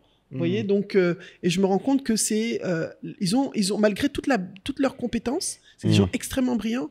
Ils sont un peu humainement, ils ont besoin d'outils, ils ont besoin d'apprendre à avoir confiance en eux, d'apprendre à sortir du laboratoire, en fait, ou sortir du bureau. Et à s'exposer sans Sans complexe. Mais alors, pourquoi c'est important ça? Quoi, de communiquer, de s'ouvrir, parce que on peut très bien dire, il est très bon dans son domaine. Il est bien là-dedans. Merci. Et puis pourquoi c'est important dans leur domaine? Je vais vous dire deux choses. Les scientifiques, pourquoi c'est important aujourd'hui? En tout cas, les gens qui sont docteurs, etc. Il y a des grants. Ils ont besoin d'argent pour leur recherche. Et ouais. Malheureusement, le monde a complètement changé. Le monde d'avant, c'était des réseaux fermés. Aujourd'hui, dès que tu donnes le nom de quelqu'un, il te dit, tu peux m'envoyer son profil LinkedIn? Tu peux m'envoyer son LinkedIn en général, ou son Twitter, ou un truc comme ça. Son Instagram. Son Insta. Seigneur. Tu peux m'envoyer, et on va voir cette personne, c'est qui. On va sur Google, on va voir qu'est-ce qu'il a réellement fait. Est-ce que la personne est réellement ce qu'elle dit? Et je vais vous dire une chose qui va vous choquer. Même les gens qui font les choses les plus scientifiques adorent s'acoquiner. Les organisations aiment les gens qui ont un peu de visibilité. Bien sûr. Je suis désolé, mais tu vas dans n'importe quelle organisation. Parce que tout le monde veut avoir l'air sexy. La Banque mondiale veut être sexy, la BAD veut être sexy, enfin, dans le regard. Et il y a eu, pendant des années, une distance entre nous et toutes ces organisations. Et aujourd'hui, ces organisations ont pour objectif d'être plus humaines. C'est la bataille de l'attention, en fait. C'est ça. La bataille de l'attention. Et puis surtout, qu'ils expliquent... Nous, on a grandi ici. Est-ce qu'on sait ce qu'il y avait à la BAD? Il fallait qu'on comprenne ce qu'ils font. C'est maintenant, ils essaient d'être sexy un peu. Tu vois? C'est maintenant qu'ils sont un peu plus accountable, où les gens sont obligés. Exactly. There's more accountability. Voilà. C'est l'accountability avec tout ce qui est RSE, etc., qui rentre. Donc, première chose, il faut... Et deuxième chose, quand on a besoin, on veut... C'est pas obligatoire d'être visible. Comme je dis, le personal branding n'est pas une obligation. Mais quand on a défini un objectif, qu'on a un objectif clair, par exemple, Moula est en levée de fonds, peut-être qu'il va lever des fonds. Moi, j'ai des gens qui viennent me voir. Écoute, j'aimerais développer mon branding parce que j'ai besoin de lever de l'argent. Et c'est pareil, les fonds d'investissement, LinkedIn, ils vont voir, ils vont s'informer, ils vont regarder ce que tu as fait. C'est faux, mais c'est ça. Tu es en levée de fonds, tu as besoin d'un objectif. Tu es à un poste en entreprise. Tu veux évoluer, mais tu ne sais pas comment faire pour évoluer. Tu as besoin de voir comment tu développes une visibilité en interne même. Parce que le personal branding, c'est pas qu'être visible sur les réseaux. Des fois, c'est juste en interne aussi. Merci. Comment est-ce que tu te comportes en réunion si tu es la personne qui parle jamais? Comment est-ce que tu développes cette assertivité pour dire à ton N+1 ou à ton N+2 que tu as envie de changer de poste? Parce que des fois, tu as envie de changer de poste. Moi, j'ai eu des programmes à monter pour des entreprises. Je l'ai monté pour pas mal d'entreprises ici et dans d'autres pays, au Mali et ailleurs, en Guinée. Mais tu as des gens qui sont à des super postes, mais j'ai eu une dame, par exemple, pour une entreprise où j'ai fait tout un programme de leadership pour les femmes. Elle était au bon poste pendant 20 ans. Parce qu'elle était bien, tout le monde pensait qu'elle était contente. Mais en fait, elle était frustrée parce qu'elle avait besoin de nouveaux challenges. Et quand... Mais elle l'a jamais exprimé. Elle l'a jamais exprimé. Donc, on a fait tout un travail de coaching de groupe. Et elle a pu... Et le DG de l'entreprise, que je ne peux pas nommer, parce que c'est un de tes clients d'ailleurs. Maintenant, peut-être on peut les nommer. Donc, elle me dit, écoute... je suis contente, mais c'est fou. Comment elles viennent pas me voir? Parce que il m'a dit, écoute, je veux que tu me fasses son programme. Ça me rend, toujours. À tous les niveaux, au niveau, c'est comme ça. En fait, moi, là, tu as mis un mot. Moi, hier, j'en parlais encore et je me disais, j'utilisais le mot maturité. Mais finalement, c'est peut-être pas ça. Je me disais, il faut avoir la maturité pour exprimer en fait, un désaccord, un inconfort, une envie, ce genre de choses. Parce que quand on dit toujours, et il ne faut pas fuir ses responsabilités, on dit que c'est aux dirigeants de mettre en place l'espace pour pouvoir s'exprimer. Mais quand tu en crées, tu crées tel événement, etc., mais que la personne n'a pas en soi cette maturité pour exprimer cela, qu'est-ce qu'on fait en fait? En fait, c'est via la culture. Il faut donner les outils. Oui, via la culture du chef. Par contre, oui, voilà, ça c'est intéressant. Et la culture, en plus, la culture du chef. Et comme tu dis, ça, c'est surtout je sais même pas quel est le mot pour assertive en français, mais je pense que oui, c'est ça. C'est l'assertivité. C'est ça. Capacité à dire les choses. Exactement. Sans violence, mais de façon juste exprimer son besoin. Tu peux plus parler de la culture du chef. Oui, bien sûr. Bon, la culture... en Afrique, en Occident, avant quand on dit le leader, on l'assimile tout de suite au chef. Alors qu'il y a ce qu'on appelle le leadership informel. C'est-à-dire que tu as une posture de leader, et le leadership, c'est un mot qui veut tout dire et rien dire en même temps. Leadership, c'est quoi? C'est un ensemble de compétences, dont les compétences d'intelligence émotionnelle, qui en jouent un grand rôle. Donc, la communication, la connaissance de soi, la façon dont on s'exprime avec les autres, il y a la pensée critique, il y a énormément de compétences. Donc aujourd'hui, quand on parle de soft skills, les soft skills permettent de développer le leadership. Maintenant, il y a différentes postures de leader. Tu as par rapport au chef. Donc le chef, c'est celui qui Le boss, comme on dit, c'est celui qui te dit ce qu'il faut faire. Qui te dit ce qu'il faut faire et de faire... Le leader, c'est celui qui te dit, viens, on va faire ensemble. C'est ça la différence, en fait. Le leader te dit, let's go and do it. Le chef te dit, just do it. C'est ça. Mais parfois, tu peux avoir un leader qui va dire, faisons ensemble. Mais la personne en face est tellement ancrée dans la culture du chef que ne comprend pas. Tu l'invites à faire avec lui. Il pense que quand tu dis viens faire ensemble, tu es en train de dire just do it. Alors c'est ça le problème qu'on a et c'est pour ça qu'on doit déconstruire certaines choses et certaines personnes. Parce qu'en fait, même si tu es un leader qui est transformationnel ou authentique ou quand on parle du genre de leadership qui laisse la place aux gens ou des fois il y a un leadership aussi qui se veut directif obligatoirement si tu veux que tes objectifs soient atteints. Oui, alors culturellement, il faut savoir que on a cette éducation qui nous dit que chacun doit rester à sa place. Petite pause. Alors, je vous ai déjà dit avant que si vous regardez ce podcast, c'est que d'une manière ou d'une autre, vous êtes des gens ambitieux. Et on aime les gens ambitieux. Et je pense que vous savez l'importance de l'entourage. On en a parlé sur tous les formats. Mais souvent, on vous parle du groupe Telegram. Je pense que vous ne réalisez pas ce que c'est. Vous pensez que c'est juste un groupe WhatsApp comme un autre. Pourquoi payer pour rejoindre un groupe WhatsApp avec des gens que vous ne connaissez pas? Déjà, un truc qui est important pour moi à saisir, c'est que bien sûr, il y a accès à Cahier à moi. Et c'est pas un groupe WhatsApp où genre on vient une fois toutes les semaines. Tous les jours quasiment on y est, on discute, on échange avec les gens et pas que sur le podcast. Et je pense que c'est important qu'on vous montre le groupe. Donc vous allez voir, dans ce groupe, il y a plusieurs channels. Donc le plus évident, évidemment, c'est le channel Le Podcast où il y a les feedbacks, les extraits, les avis des gens et les discussions autour du podcast. Ça, c'est évident. Mais le channel dont on ne parle pas assez, je trouve, c'est le quartier, qui est le channel le plus actif et le plus dynamique où, en fait, on parle de l'actualité en temps réel. Et tout le monde apporte sa vision. Et vous allez être surpris, vous allez avoir des médecins qui vont ferrailler avec des étudiants.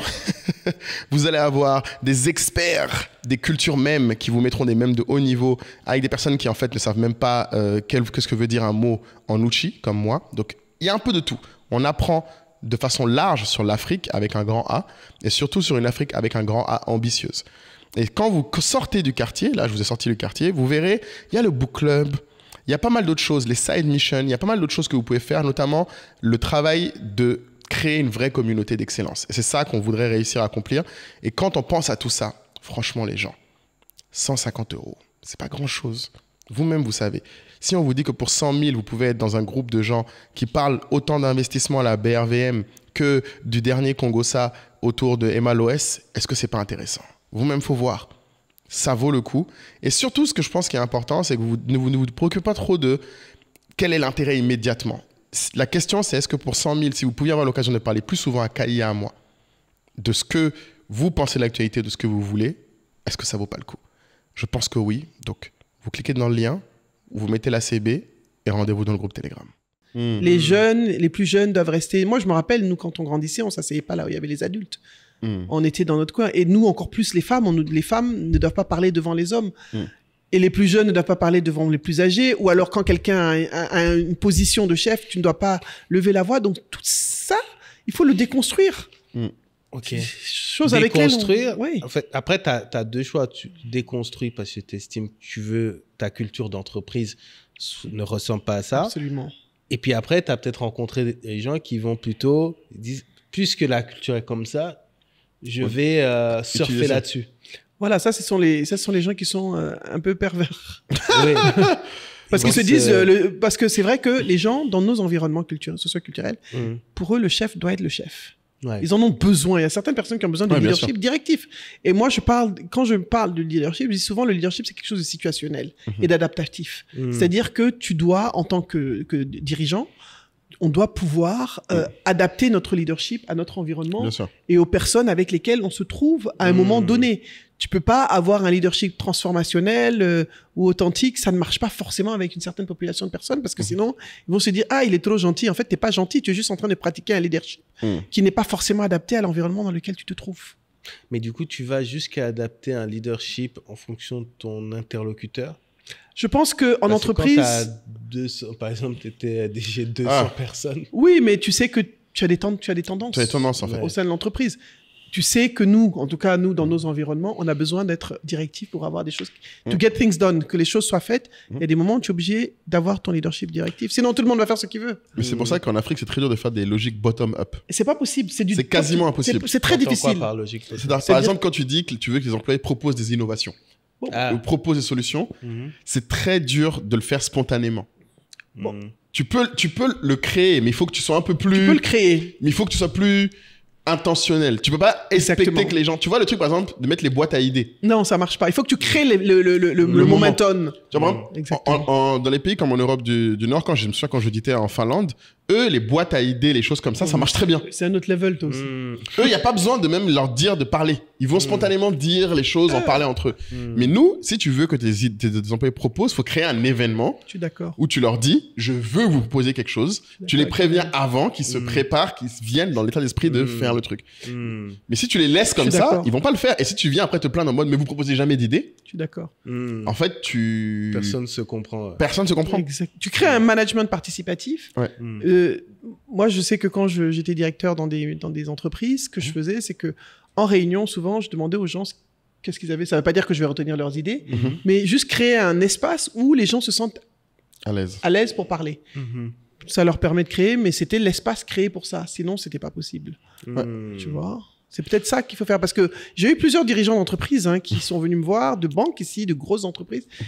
Les gens sont en back-office, surtout les femmes, elles veulent pas. Nous, on aimerait les voir à des postes avancés, plus haut, mais donc souvent on parle, oui, les femmes n'ont le leadership, mais le leadership aussi, c'est aussi quelque chose qui se prend, quoi. Mais il faut préparer les gens pour qu'ils soient prêts aussi à le prendre. Et tu dirais qu'il y a qu'est-ce que tu as remarqué qui marche bien pour qu'il y ait plus de...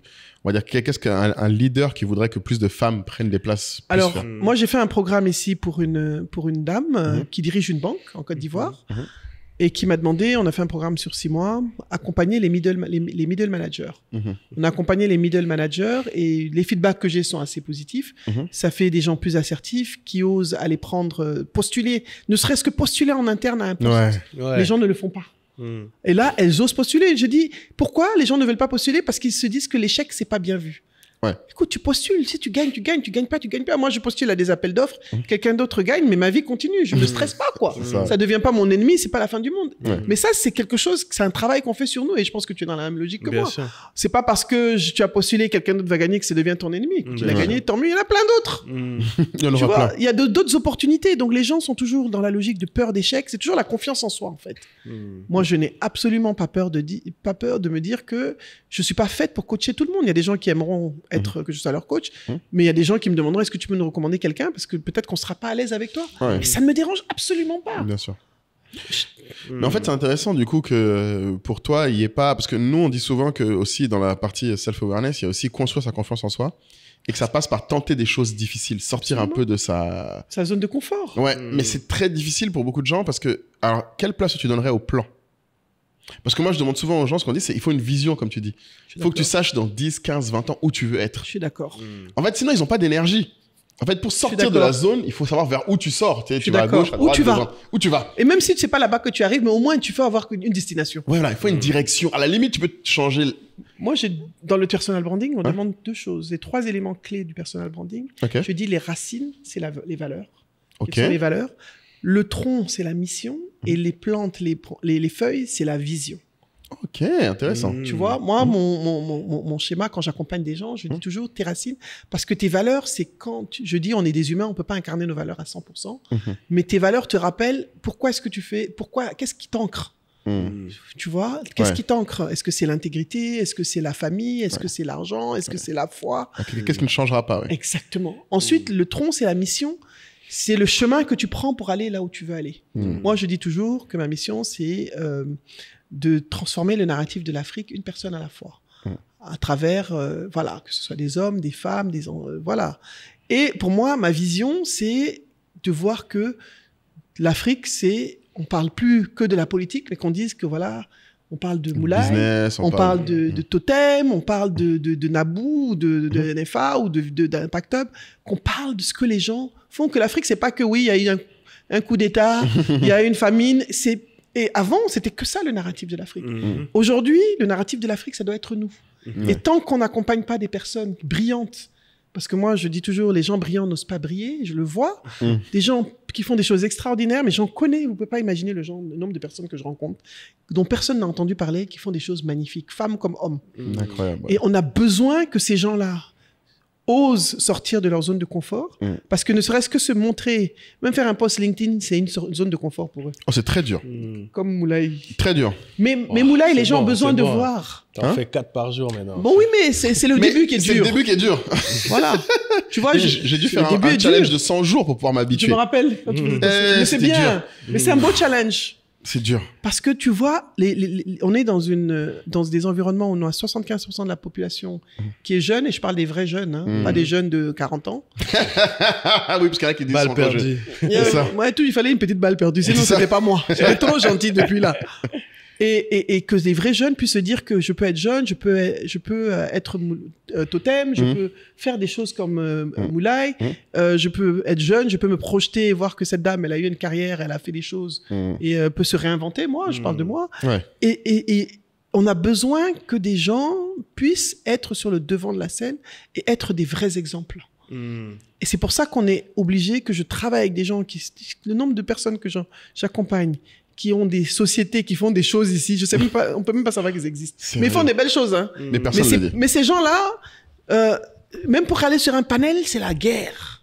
Tu pouvais pas savoir les guerres que j'ai avec des gens pour même Ah, j'imagine tout à fait, moi. un article dans un magazine financier. Ils veulent pas. Mais Non, là, il ils disait veulent, qu'il a, je- il a le même problème, notamment avec les vendeurs, ouais. les vendeuses, surtout. Ouais, Parce avec les créatrices. qu'il valorisait celles qui avaient fait le plus de performances en faisant des articles, etc. Elles aiment pas ça. Hein, elle disait, même quand elles étaient au top, elle disait, s'il vous plaît, ne me mettez Non. pas. Ouais, il y en a certaines qui m'ont dit, s'il te plaît, enlève-moi parce que ça m'attire trop de problèmes.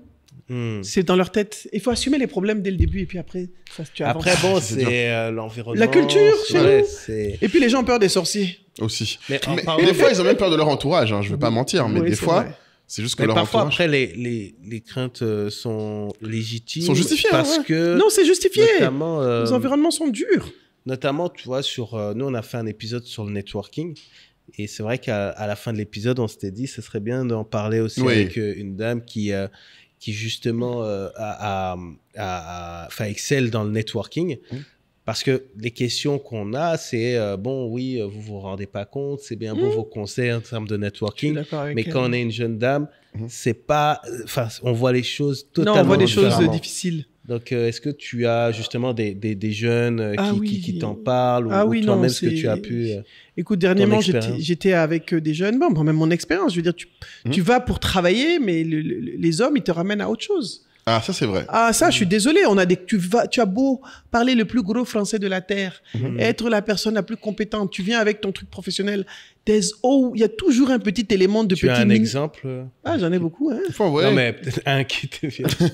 Bon, écoute, il y en a tellement. Tu vas dans un bureau, tu prends rendez-vous avec quelqu'un. Ça m'est arrivé pour peut-être moins maintenant, parce que maintenant j'ai plus d'assertivité. Mais quand j'étais plus jeune, je me rappelle que quand j'allais, par exemple, voir quelqu'un mais même quand tu es en couple, même quand tu es marié, quoi. Tu t'es marié, ouais.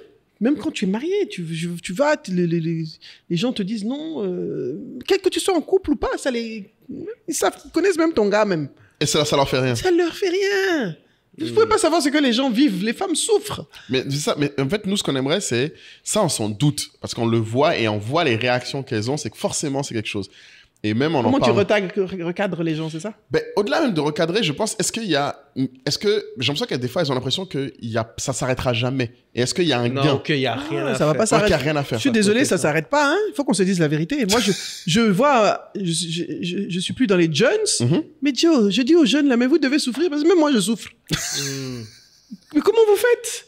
Parce que tu vas avec une intention très professionnelle, et parce que je suis moins vulnérable. Mais qu'est-ce qu'ils font avec celles qui sont plus vulnérables? Ouais. C'est pas facile. Donc, la seule chose qu'on peut leur dire, c'est de construire une force et d'avoir le courage de dire non, le courage de ne pas accepter certaines choses, le courage d'être financièrement indépendantes comme elles peuvent. Surtout Et de qu'on va sorte- souvent en plus leur dire que c'est leur faute. Oui, mais c'est toujours la faute des femmes. Tu t'habilles, et même si tu mets une burqa, on va dire que c'est de ta faute. Je t'ai dit, c'est pas facile. Donc, je pense qu'il faut qu'on construise des jeunes femmes. Et c'est pour ça que j'adore toutes les personnes qui font du travail auprès des jeunes filles, qui les forment, qui les accompagnent, etc. C'est pas forcément ma cible, mais je contribue volontiers à pas mal d'initiatives qui le font. Et je me dis, il faut renforcer leur assertivité, leur confiance en elles, qu'elles osent dire non. Ouais, tu penses que ça commence par la confiance en elles et Moi, l'assertivité? je pense que oui, l'assertivité. C'est l'assertivité, la confiance en soi, le courage de dire non à quelqu'un. Parce que ce qui se passe, c'est que quand tu es très jeune, quand tu es vulnérable, quelqu'un qui a plus de pouvoir, plus d'argent, t'intimide. Donc tu as l'impression que tu dois accepter tout ce que cette personne te dit pour pouvoir arriver à lui faire plaisir et atteindre les objectifs que tu as. Après, tu as aussi un autre cas de figure. Moi, je me souviens, j'avais une amie qui me disait à l'époque, elle disait, écoute, ils pensent que je suis débile, ben, je vais jouer la débile. Bien et donc, sûr. après, Seigneur. non, mais Oh, ouais. c'est-à-dire qu'en gros, oui, il faut être chaude. c'est que, OK, on est dans l'environnement, networking. En plus, si tu es dans un environnement, un secteur aussi où rapidement on voit sur la centaine de personnes, en fait, il y a 7 femmes, 2 etc. femmes. Ouais. Donc, il y a pas, automatiquement, va se dire, il y a possibilité qu'il a quelque chose derrière la tête. Mais en gros, me disait, je trouvais ça, enfin, ça m'a un peu marqué, parce qu'elle disait, ben, je vais sur le coup jouer un peu le jeu. D'ignorance. Oui, elle a c'est-à-dire raison. Oui, pour c'est une avoir stratégie. les infos dont j'ai besoin, mais après, je me tire. C'est-à-dire que, en gros... Fake en it, gros, she's faking voilà, it. c'est ça. Mais donc, elle, ça veut dire qu'elle a assez confiance pour juger que Mais voilà, elle mais saura mettre la un limite. gros niveau de Non, mais elle a confiance. travaillé ça. Tu as un Oui, niveau, c'est oui, oui, normal. c'est Et je pense important. que c'est une très bonne stratégie aussi. C'est une stratégie aussi qu'on peut avoir. Mais pour des jeunes filles qui sont assez vulnérables, ça peut tourner au vinaigre. Ouais. Tu vois ce que je veux dire? Tu vas suivre quelqu'un quelque part, tu sais pas ce qui peut t'arriver, Joe. Ah oui. Donc c'est Non, mais oui. c'est C'est comme compliqué. nos histoires de nous vouloir aller à faire des dîners. Et ouais, souvent, j'ai entendu même des femmes poser la question, tu ne sais pas si le dîner est bien intentionné ou pas. On te propose un dîner, tu sais plus. Non, mais déjà, Tu vas dire oui, non. bon, on a des règles. D'accord. Un dîner- Est-ce que tu peux donner les règles? Le dîner, non. Pas des dîners. Non. Le Ça a pas de dîner, sens. sauf si tu es sûr de toi et que... Mais moi, j'ai appris une chose à Déjeuner. Kinshasa. Déjeuner, ça peut être professionnel, oui. Et à la limite, si tu vas dîner, ne pars pas seul, amène quelqu'un d'autre. Tu vois? Important. Ah oui, tu peux pas aller seul. Et même déjeuner, tu amènes un collaborateur parce que nous sommes toujours jugés comme ça. Il suffit qu'on te voit 4 fois avec le même gars au restaurant, c'est ton partenaire d'affaires, hein, mais ça devient ton gars. Un coup. Je t'ai dit. 4 restos, c'est bouclé. Même 4, c'est trop. Des fois, c'est 2. On voit souvent ensemble, hein. Alors que des fois, c'est un ami, il n'y a rien. Donc, il y a aussi l'inconscient collectif qui joue à construire ça. Alors que toi, quand on te voit plusieurs fois avec Moula, on va pas dire que c'est ton gars. Bien sûr que non. Pourtant, Alors, on est tout le temps ensemble. Non, mais vous comprenez ce que je veux dire. Ouais, exactement. Donc déjà, le jugement est déjà là et déjà là. Donc déjà, comme si c'est vraiment professionnel et de rester dîner. sur éviter les dîners. Moi, Ok. sauf si on est en groupe, c'est avec d'autres personnes, oui. Ok. Mais seul, c'est pas évident. Des dîners d'affaires seul, moi, je pense pas que Ça a pas vraiment, sens. c'est pas évident. Mais en général, bon, sinon tu amènes une assistante, un collaborateur, un collègue, ça y a pas de souci. C'est juste des réflexes. Ou alors une sœur, une cousine, etc. Après, on peut aussi retourner le truc, c'est-à-dire pour les hommes qui nous écoutent, ils peuvent également, pour mettre en confiance Et ne pas proposer ça. l'interlocutrice, soit pas proposer, mais aussi de venir avec quelqu'un, ou alors n'hésitez Absolument. pas à venir avec un collaborateur Voilà. si vous le souhaitez. Ou alors, ils Tu vois. vont dîner, les hommes peuvent très bien dire, bon, je viendrai avec ma femme. Mhm. Pourquoi pas? Eh, ça, c'est rare maintenant, les gars. Ah, oui, il dit seulement un gars, c'est conseil. Conseil des grandes sœurs. Pourquoi pas? Moi, je vois que j'ai développé pas mal de relations avec des personnes avec qui je travaillais, avec leurs épouses aussi, etc. Ça te rassure, ça te met en confiance, et puis avec voilà. Et on sait que c'est le travail, quoi. Moi, je sais que je coach des hommes, hein, ça m'arrive, mais c'est strictement coaching. Par contre, là, il n'y a pas d'ambiguïté, ils viennent pour quelque chose de clair, de façon très professionnelle. Mais aussi, il faut être clair et intentionnel dans comment tu te présentes aussi. Ah ouais? Après, parce que C'est-à-dire, tu dirais comment? Bah, écoute, si tu viens te présenter, il faut se présenter aussi avec une intention il faut être intentionnellement professionnel. C'est pas parce que je suis désolé, je sais que je ne suis pas physiquement moche, mais c'est parce que je mets en avant, quoi. Donc il faut être clair. Ce que tu mets en avant, d'accord, aussi. Ce que tu mets en avant, tu viens avec une offre, une valeur projet, ajoutée, ouais, quelque chose tu de maîtrises concret. ton truc, Exactement, t'as des tu maîtrises. chiffres, t'as des- Exactement. Tu viens avec du contenu. Mm. La notion de contenu est importante. Ça.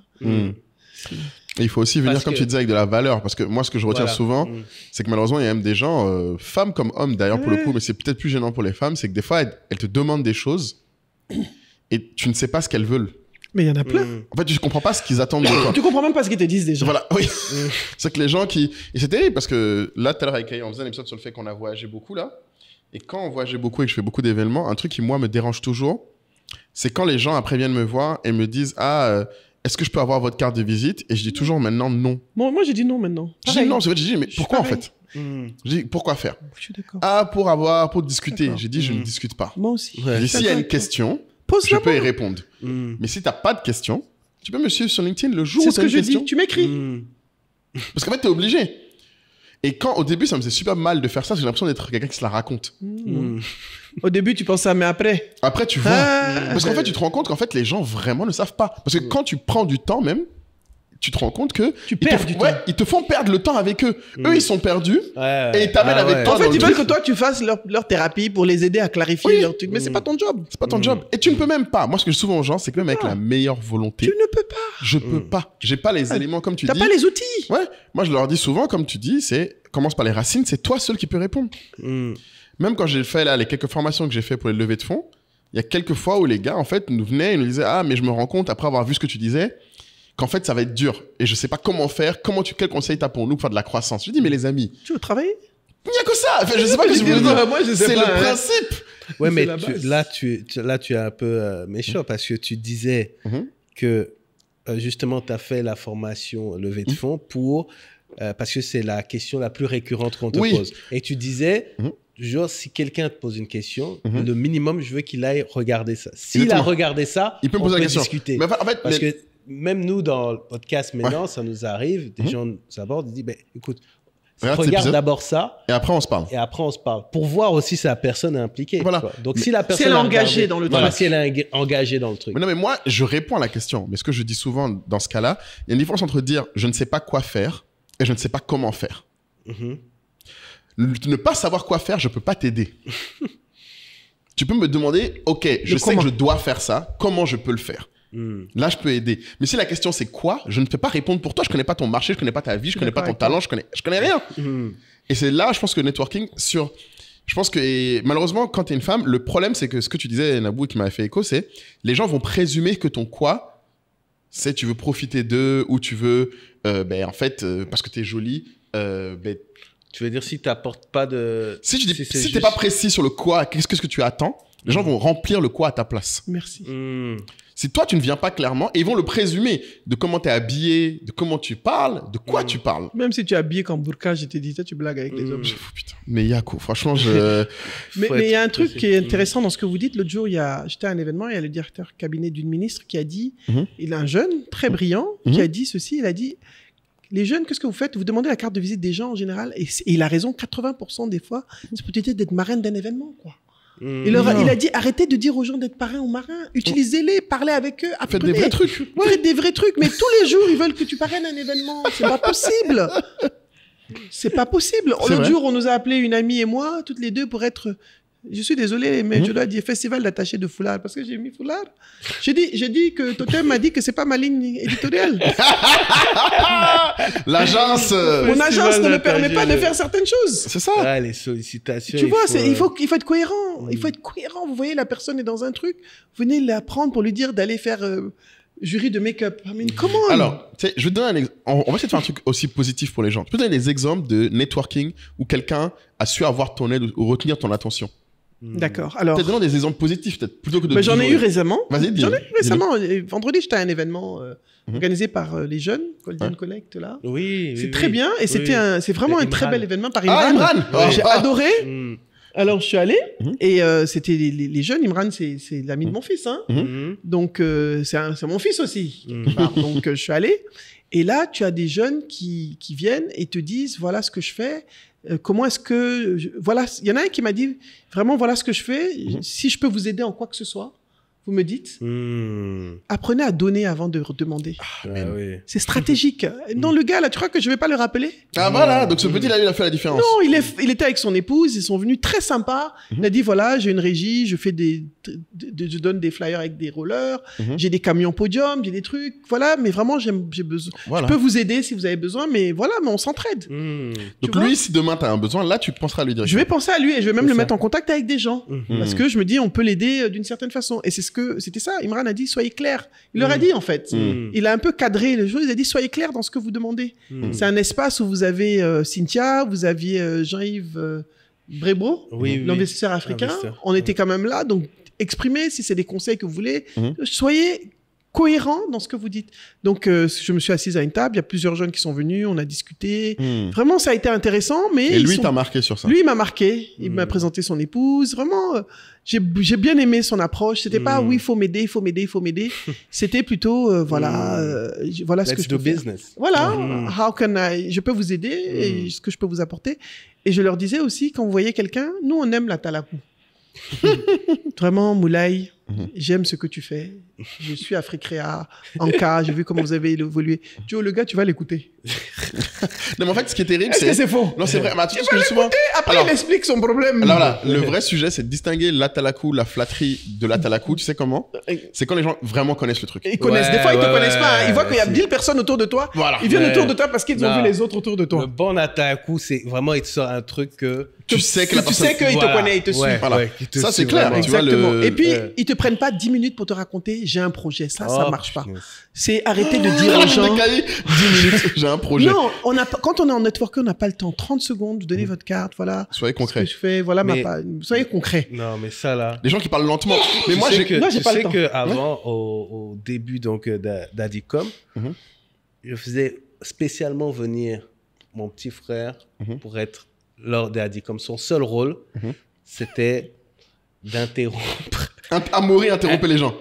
Interrompre parce que, quand les gens étaient trop longs. En fait, comme lui, c'est la seule personne qui, en fait, sans parler, il sait exactement, tu vois, on est connecté, quoi. Il sait ce qui est intéressant pour toi. Voilà, il sait ce qui va te fatiguer. C'est comme exactement, tu vois. Donc, du coup. Amaury le coupeur.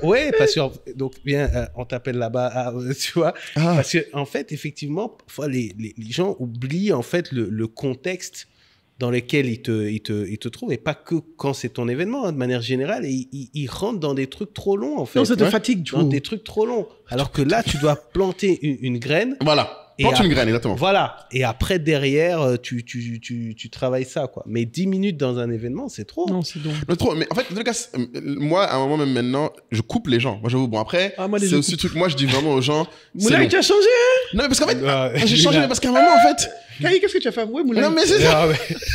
Non, ça, c'est lui. Non, j'ai souffert parce que vraiment, le truc, c'est que, en fait, tu t'en veux des fois. Parce que t'es là, t'écoutes, tu dis, mais où est-ce qu'il veut en arriver? Et du coup, maintenant, je dis juste aux gens, qu'est-ce que tu veux? Moi aussi. Ma phrase, c'est ça, c'est comment est-ce que je peux aider? Voilà. Comment est-ce que je peux t'aider? Sois concret. Comment est-ce que je peux aider? Voilà. Dites-moi concrètement ce que je peux faire. Le nanana, et tu vois, pour donner un exemple d'une personne qui a fait un networking incroyable, c'est Anoura. Elle a une startup qui s'appelle Farmap. On était à un événement de startup et j'ai rencontré plein de gars de startup à ce jour-là. Mais c'est la seule qui, jusqu'à aujourd'hui, elle peut le témoigner, dès que je vois des trucs d'investisseurs qui collent avec ce qu'elle recherche, je lui envoie. Voilà. Et elle, je ne lui ai pas donné de faire ma formation ni rien du tout. Elle est venue, elle m'a dit, voilà ma startup, j'ai fait telle croissance, tel chiffre. Mon problème en ce moment, c'est ça. J'ai besoin de lever des fonds parce qu'il faut que je recrute telle personne. Qu'est-ce que tu en penses? On peut être concret comme ça, c'est magnifique. Elle m'a dit ça, j'ai terminé. J'ai dit, OK, j'aime ce que tu fais. Je pense qu'il faut que tu parles à telle personne. Voilà mon WhatsApp. Et dans la même, peut-être 10 minutes avant, je dis à quelqu'un, je donne pas ma carte de visite. Je donne pas dans la même discussion. Moi aussi, j'ai fait la même chose. Voilà. Mais les gens vont dire, ouais, t'es méchant. Je dis non. C'est juste, il y en a, elle, objectivement, je savais que je peux l'aider. Et je voyais exactement son point. Son point, c'est, OK, elle est au Bénin.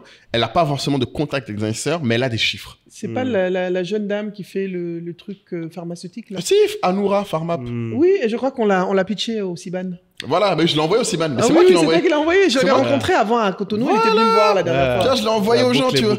Mais voilà, on l'a pitché au fils. On l'a eu en pitch aussi. Voilà, en pitch. Et tu vois, ça m'a coûté un peu de temps, mais je veux Mais elle est bien. volontairement, oui. C'est une fille bien. Moi, j'ai rencontré à Cotonou personnellement. Voilà. d'ailleurs, avant ça. Ouais. Volontairement, tu Mais peux mettre. tu fais pas mal de trucs avec tu fais aussi Jeune Mansa. Oui, je suis membre du Ah jury. oui, les gens se Ouais. posent des questions sur John Mansa. Oui, il y avait Ouais. monsieur, sur comment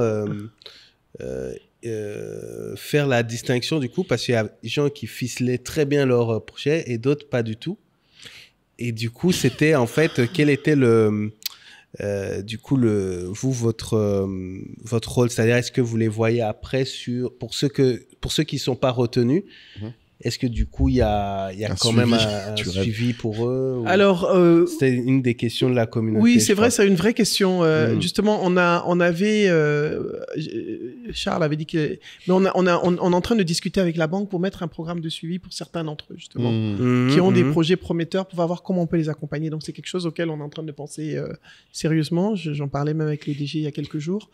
Et aussi, je pense que c'est toujours... il faut que les gens travaillent. Ah, je trouve que ça manque de travail. Moi, je pense que tu vas quelque part, tu te prépares. La préparation, moi, je crois beaucoup en la préparation. J'aime bien quand les gens me disent, ouais, ta prise de parole, putain, le temps que je prends à me préparer. Je n'improvise pas les choses. Je travaille sur les choses, je me prépare, je me documente, je m'informe avant d'aller quelque part. Il y a toujours un peu de travail à mettre dans les choses pour avoir du résultat. On n'improvise pas. On n'est pas né comme ça. Ouais, il n'y a pas de freestyle. On n'est pas né comme ça. Et je prends toujours un exemple. Moi, j'ai vu mon premier TEDx, comment il était, et mon dernier TEDx, ça n'a pas la même chose. Tu vois l'évolution de la personne quand même, dans la façon, parce que c'est un travail. C'est un travail que je fais sur moi, et c'est ce que je demande aussi. Quand je vois nos entrepreneurs, quand ils commencent au début, quand on les accompagne sur le pitch, on voit la différence. Celles qui mettent du travail. C'est important. C'est à eux de faire, comme tu dis, tu poses la question, mais c'est aux gens de faire le travail. C'est Je ça. peux pas leur dire, ils peuvent me demander quoi, comment, mais je peux leur montrer comment, mais c'est à eux de faire. C'est ça. Ouais. Et du coup, ça nous amène à peut-être, du coup, parce qu'on conclut sur le fameux woman empoisonment. Vraiment, les Parce imprimés, là. qu'on peut pas laisser ça comme ça, toi aussi. Le point important, parce que j'ai l'impression que. Et tu as enflammé Twitter comme ça. Bon, Bah, écoute, c'était quelque chose que j'avais en tête depuis très longtemps. Tu le sentais depuis monter. Non, ça fait longtemps que c'était dans ma tête. J'en discutais même avec, j'en ai souvent discuté. Et puis tu sais que sur Twitter, on met les gbés. Là-bas, on se lâche. Donc, à un moment, et ça ne concerne pas forcément la Côte d'Ivoire. C'est quelque chose que je vois dans plein Alors, d'espaces. peut-être remettons dans le contexte pour ceux qui n'ont pas Ah suivi, oui, bah, donc, vas-y, Nabou, le jeu de mots. Donc, en fait, j'ai dit, j'ai fait la différence entre woman empowerment et moi, je vois plutôt du woman empoisonment parce qu'il y a des gens qui parlent de s'entraider, les femmes et tout, mais qui, derrière, c'est une coquille vide. Il y a rien. Et moi, pourquoi ça me dérange? Parce que c'est pas forcément des bons modèles. Ça peut prêter à confusion pour les jeunes qui peuvent se réclamer de certaines choses. Et quand je dis ça, pour moi, je ne pensais pas qu'au woman empoisonment. Je pensais même aux entrepreneurs sans entreprise, aux jeunes leaders. C'était un peu tout que j'ai mis ça dans ça parce que moi, c'est mon espace, c'est ça que je connais. Mais pour moi, je vois tellement de gens qui se disent entrepreneurs, mais qui font des trucs, qui parlent, qui machin, mais Il n'y a pas de société il n'y derrière. a pas de contenu. Le gars, il peut même pas payer sa facture d'eau, quoi. Donc, il faut être cohérent aussi. Ouais. Ce n'est pas, je vois trop de jeunes qui veulent être visibles à tout prix. Sans être travaillé. C'est un peu de ça que je parlais. Quand j'ai dit parce woman que, empoisonment, ouais. c'est woman empoisonment, c'est parce que j'y ai pensé depuis. Mais quand je parlais de ça, c'était un peu un trop-plein de tout ça. Tu vois des gens qui n'ont pas vraiment de travail, qui se réveillent un matin et qui font un truc. C'est vrai qu'on n'est pas forcément... peut-être qu'il y a la question de la légitimité, mais aussi il y a le contenu. Qu'est-ce qu'ils ont comme contenu? Travaillons le contenu pour pouvoir apporter des choses concrètes. Parce que sinon, on va amener les gens sur un mauvais chemin et créer une génération de gens sans contenu creux. Ouais. Et c'est un risque. Et qui perdent du temps sur la forme et sans sur la forme. Moi, je dis aux gens que la première fois que moi, et je vais le dire, la première fois que je suis allé sur un panel dans une conférence, j'avais plus de 40 ans. Ah, mais il faut que je leur dise, parce qu'ils me voient, ils savent pas, quoi. Ah, ils pensent que toi, tu as fait toute ta vie sur les panels. Ah non, j'avais plus de 40 ans, j'ai eu le temps de construire mon business. Joe, il y a un moment quand tu construis ton business, t'as pas le temps. Qu'on se dise la vérité, Joe. Donc c'est normal de pas vouloir être sur le personal branding tout de suite. C'est normal, et je te dis, c'est un processus. Quand est-ce que je vais le faire? Je dois d'abord construire, avoir des bases solides. Avoir des bases solides, savoir que, voilà, je peux faire ça, je peux me permettre de faire ça. Mais c'est pas, les gens, ils pensent qu'ils ont un micro à la main, et puis ça y est, Quelqu'un a Mais un en micro à fait, la main, il ouais, parle, c'est un leader. Après, Oui, jeune leader, vas-y, jeune leader. Après, peut-être, ouais, après, je sais pas, il y a peut-être aussi notre responsabilité, comme on dit toujours, oui, prends en main toi, ton image personnelle, raconte, etc. Mais je suis d'accord avec ça. On parle pas assez, effectivement, des fondations. Mais tu as dit, Khaïl, le meilleur truc, c'est le jour où Khaïl m'a cloué le bec en disant que personal branding, c'est juste un autre mot pour la réputation. C'est la réputation, ouais, si on veut. Et la réputation, tu ne peux pas la faire autrement qu'en travaillant. That's it. Parce que comme je t'ai dit, la réputation, ça appartient aux gens. Thank you. Tu peux pas les forcer à dire tu es quelqu'un de bien. Bien sûr. Le personal branding, c'est pas poster. Ouais, c'est ça. Tu vois? Ouais. Et allez, j'ai eu l'accord de la boss du domaine, mon gars. Maintenant, je suis un t'as vrai. bien appris tes leçons. C'est ça. Non, mais parce que moi, j'ai changé. Hein. Ça, c'est l'épisode 3 du podcast. Mais justement, en fait, tu vois ce que tu appelles Women Empowerment. Pour lui, c'était ça le personal branding. Exactement. Pour lui, tous ceux qui parlaient personal branding, c'était ça. Ouais. C'était essayer de maquiller. C'était du fake. Voilà. Parce que je voyais même pas branding. Parce que je voyais même pas comment on peut avoir le temps de faire les choses et en parler autant. Non, c'est pas possible. Humainement, c'est difficile. Ça, en fait, et c'est ça que j'avais pas compris. Je suis d'accord avec toi, Joe. Il faut qu'on se dise la vérité. C'est pas facile. C'est pas facile. Et ce que j'avais pas compris, et c'est même, tu sais, même toi au début, je comprenais pas. Je disais, mais comment elle fait pour être tout le temps en train de parler? Et c'est qu'après coup que, effectivement, Khaïl m'a dit, mais est-ce que tu vois tout ce qu'elle fait dont elle ne parle pas? Oui, tu ne parles pas de 80% des choses que je... Exactement. Et c'est ce que moi, je ne voyais pas. Parce que tu peux... Mais c'est marrant parce que juste avant, on a fait notre épisode pour expliquer aux gens que tout ce que vous avez vu sur les 3 derniers mois, là qui lève des fonds, qui fait comme, c'est en fait que 15%, ça c'est vraiment par rapport à ce qu'il y a derrière. C'est maximum 15 à 20% qu'on montre. Parce que si je dois mettre tous les team building que j'ai fait, toutes les formations que j'ai fait, j'en ai fait la semaine dernière, j'en ai fait avant-hier, mais je n'ai même pas posté 1/10 de ce que j'ai fait. Et c'est ça que nous on voit. Mais ça c'est du travail. C'est le travail, je suis payé pour faire ça. Mais les gens voient que les trucs où tu vas t'asseoir pour bavarder là. Et je pense que ça c'est un travail que tu fais. Tu m'as fait trop rire parce que personal branding, on en a parlé d'un autre truc aussi, c'est que les classements. Tu disais que là t'as encore gagné un classement, tu sais pas où est l'argent dedans. Non, les choses. J'ai un ami qui m'écrit, il me dit il me dit tu n'as pas vu, j'avais même pas vu que tu étais classé. Je suis allé féliciter les gens, je m'étais même pas vu en fait, je me suis même pas cherché. Il me dit non mais j'ai dit j'avais pas vu top 20. J'ai dit mais mon ami il y a même pas 100 francs dedans. Il y a rien dedans. C'est bien, c'est sympa. Mais ce qui est bien, non. Moi, ce qui m'intéresse dedans, c'est que après mon agence Totem, donc si vous voulez faire de la communication avec moi, c'est Totem. Allez, peut me dire, va me donner des bons deals de communication, d'influence. Voilà, à ce moment-là. Moi, c'est comme ça que moi, quand il va venir acheter son petit classement, moi, regardez les moi, classements. donc c'est intéressant pour moi dans ma logique, oui, parce que ça peut, pour quelqu'un comme Edith, comme moi, pour nous, oui, c'est intéressant. Ça met de la crédibilité aussi, parce que, comme tu dis, la réputation, c'est les gens qui le disent. Ce sont mes clients qui me recommandent d'autres clients. Moi, pour moi, c'est ça la réputation. Je fais pas, c'est les clients qui disent. Voilà. C'est le client parce que le client a vu un résultat. J'ai pas besoin. Je me suis rarement mis sur un réseau social pour dire venez, je vais vous coacher, vous allez payer. Remarque ça. Ouais, c'est que tu l'as fait une seule fois pour Naboo Academy là et encore. Oui, ça je suis obligé de faire parce que j'ai lancé une académie digitale. Il y a des formations, les gens et j'ai travaillé, j'ai investi beaucoup d'argent. C'est ça. Mais je crois que c'est la seule fois où je t'ai vu. J'étais obligé. Venez. Comment là, je suis en train d'apprendre maintenant à dire aux gens venez. Non, venez chez Naboo Academy. Non, parce que c'est un parcours 100% digital. Ouais. Et là, je me rends compte qu'aussi les gens ne sont pas si digital que ça. L'autre jour, j'ai eu cette conversation avec Edith avant-hier. On se disait qu'en fait, les gens tapaient, ça marche pas. Il y a quand même tout un travail de digitalisation mentale à faire. Ils sont ouais. Non, ils sont pas 100%, c'est dur. Ils peuvent consommer, mais agir, apprendre, se former. Mais c'est pas grave, je me dis, je lance le truc et puis on va éduquer les gens. Je travaille avec Etudesk là-dessus. Avec la mine là-dessus. Et je me suis dit, je voulais travailler avec une plateforme locale. Bien. Pousser un entrepreneur local, ce qui est normal. Donc on a conçu ça. Ça fait 1 an et demi qu'on travaille dessus. On a lancé 5 modules. Je fais un peu ma pub, pardon. C'est important. Mon commerce. Non, je t'en prie, c'est là ça. Donc on a déjà 5 modules. On a lancé les clés de la réussite au féminin, la confiance en soi. Demain, on va lancer l'intelligence émotionnelle. Tout est déjà fait, depuis enregistré, tout. Donc, on les lance maintenant. On voulait tout lancer en même temps, mais on s'est rendu compte que c'était trop pour les gens. Ouais, faut y aller un peu. Donc, on le fait chaque mois, on en lance un. Donc, d'ici février, on aura 5 modules. Et là, je ferai un lancement full launch pour les 5 premiers. Après, on va lancer 7 autres. Génial. Mais c'est full digital. Les gens me disent oui. Les gens m'écrivent oui, ta formation. Je dis c'est pas moi. C'est moi qui parle dans la vidéo. Ouais. Et puis, mais je suis obligé de faire un live coaching tous les 2-3 semaines avec la communauté pour construire la communauté. Les gens ont besoin de ça. Mais c'était une façon aussi de rentrer dans l'ère moderne, quoi. Ouais, et de faire à une plus grosse échelle que tu peux faire. Du passive tout le monde. revenue. Ouais. Non, ben ouais, mais nous aussi, on nous demande de Faire de la formation. travailler sur ça, mais ouais, et c'est, il faut être très sérieux, et puis il faut éduquer, ouais, comme tu dis, parce que tu peux pas faire physiquement. Tu peux pas, c'est pas pour humain. tout le monde. Et là, quoi. je vais former aussi d'autres coachs pour qu'ils puissent. On va mettre une plateforme et tout ça là. Donc, on a pas mal de programmes pour pouvoir multiplier l'impact. Et pour revenir juste sur le véisme. Tu aimes les affairages. Non, je c'est savais, pas il ça. aime les bérets. Non, En plus, c'est toujours moi qu'on accuse, mais regarde-le. Hein. Regarde comment Ouais, c'est lui, il aime débrouillé. les bérets plus Il que aime toi. tout, ouais, il Non, aime ça. en fait, qu'est-ce que tu tiens du bruit que ça a fait, en fait. C'est-à-dire que... Mais c'est incroyable. Moi, je me faisais mon petit post au calme sur mon Twitter. Comme d'habitude, je suis toujours en train de... Toi, tu suis mon Twitter. Je suis toujours en train de faire un palabre.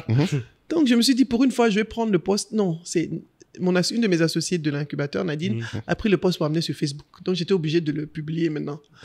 C'est elle qui a amené ça. Sinon, ça devait rester sur Twitter. J'ai dit, bon, je vais amener ça. sur Facebook, là. Ah, c'est gâté. Il y a une de mes amies aussi qui a fait capture d'écran pour amener ça sur Instagram, dans ses stories.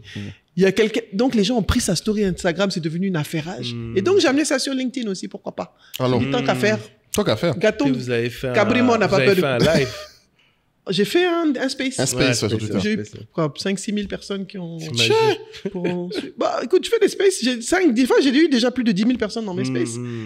Un space pour parler du fake branding, puisque c'est le personal branding space. Et pour expliquer que ce n'est pas seulement une question parce que j'ai eu certaines personnes, oui, tu as attaqué les femmes. Je dis, c'est pas seulement les femmes, en fait. Les gens ont pris les femmes parce que c'est l'espace que je connais, mais c'est le véisme en général, quoi. Parce qu'on est dans Mais un... comment on reconnaît, tu dis, quelqu'un d'extérieur? Bon, avec le temps, tu le sens, hein. Mais tu sais, j'ai un ami qui s'est fait arnaquer de 10 millions par un vrai VI il y a pas longtemps. Seigneur. Il m'a dit, le gars est venu, il me dit, le gars a toujours sapé, c'est devenu son ami et tout. Les gens qui ont l'air trop riches, là. Et puis, ils n'ont pas de société, souvent, on ne sait pas ce qu'ils font, là. Pas facile, hein. Bon, nous, on connaît, chez nous, les gens, hein, c'est ceux qui sont même en mobilette qui sont milliardaires. Comme tu as dit. Toi, tu as vu dans le côté et autres, c'est pas les... Il n'y a pas de show, ils sont les... fiches, quoi. Donc, à un moment, tu sais, mais il faut que... Mais aussi, les gens adorent les VI, en fait, aussi. Moi, j'ai l'impression que les gens aussi aiment les paillettes. Ils aiment les paillettes. Mais je pense que un truc que tu as dit qui est vrai, c'est il faut reconnaître le travail. Mais je pense que ce qui me manque beaucoup aux jeunes, et c'est ce qu'on essaie de faire dans ce podcast-là, c'est donner des exemples concrets aussi, que les gens sachent reconnaître ça ressemble à quoi faire de l'argent. Faire de l'argent, c'est travailler. C'est dur. Joe, c'est pas facile. Tu dois même prendre travailler. 1 franc de quelqu'un, c'est quelque chose. C'est quelque chose, oui. Non, on voit même pour prendre un like, là, vous qui vous abonnez Je pas. te jure, vous vous abonnez pas là, on se bat. Vous êtes Je nombreux à vous dis, c'est regarder. dur, hein. Quand Totem te donne un petit béret, un petit Josie, là. Un petit gombo. Tu vas poster, hein. Ils vont te poursuivre. Vous n'avez pas posté hier nuit. Vous n'avez pas posté hier... C'est pas cadeau, hein. On va aller les voir. Et c'est pas facile, hein. Mais que les gens sachent que c'est du boulot. En fait, C'est du travail. Chaque chose est un travail. Il y a une expression, je pense qu'il y a aussi une façon de s'exprimer qui va avec aussi la société. La société, il y a tout ça. Mais comme tu dis, la culture business, moi, je pense que c'est ce qui sauvera les gens. La culture. Ouais. Se dire qu'il faut travailler pour... C'est un travail. Quand je lance les plateformes, le digital, mais c'est un travail qu'on a fait. Joe, c'était pas facile. Moi, je savais pas que c'était dur comme ça, les formations. Il fallait enregistrer, il fallait scripter, il fallait scripter, il fallait mettre on fait les ressources pour chaque chose. Je m'attendais pas à ça. Je pensais que tu fais les vidéos et puis c'est fini. C'est fini, hein, non? Si je savais. Donc c'est pour dire qu'il y a un travail derrière. Pour chaque chose, quand je vais faire une formation, je prépare mes supports, je vais faire la formation. Il y a un travail. Ah, c'est clair. C'est du travail. Coacher, c'est du travail, un programme.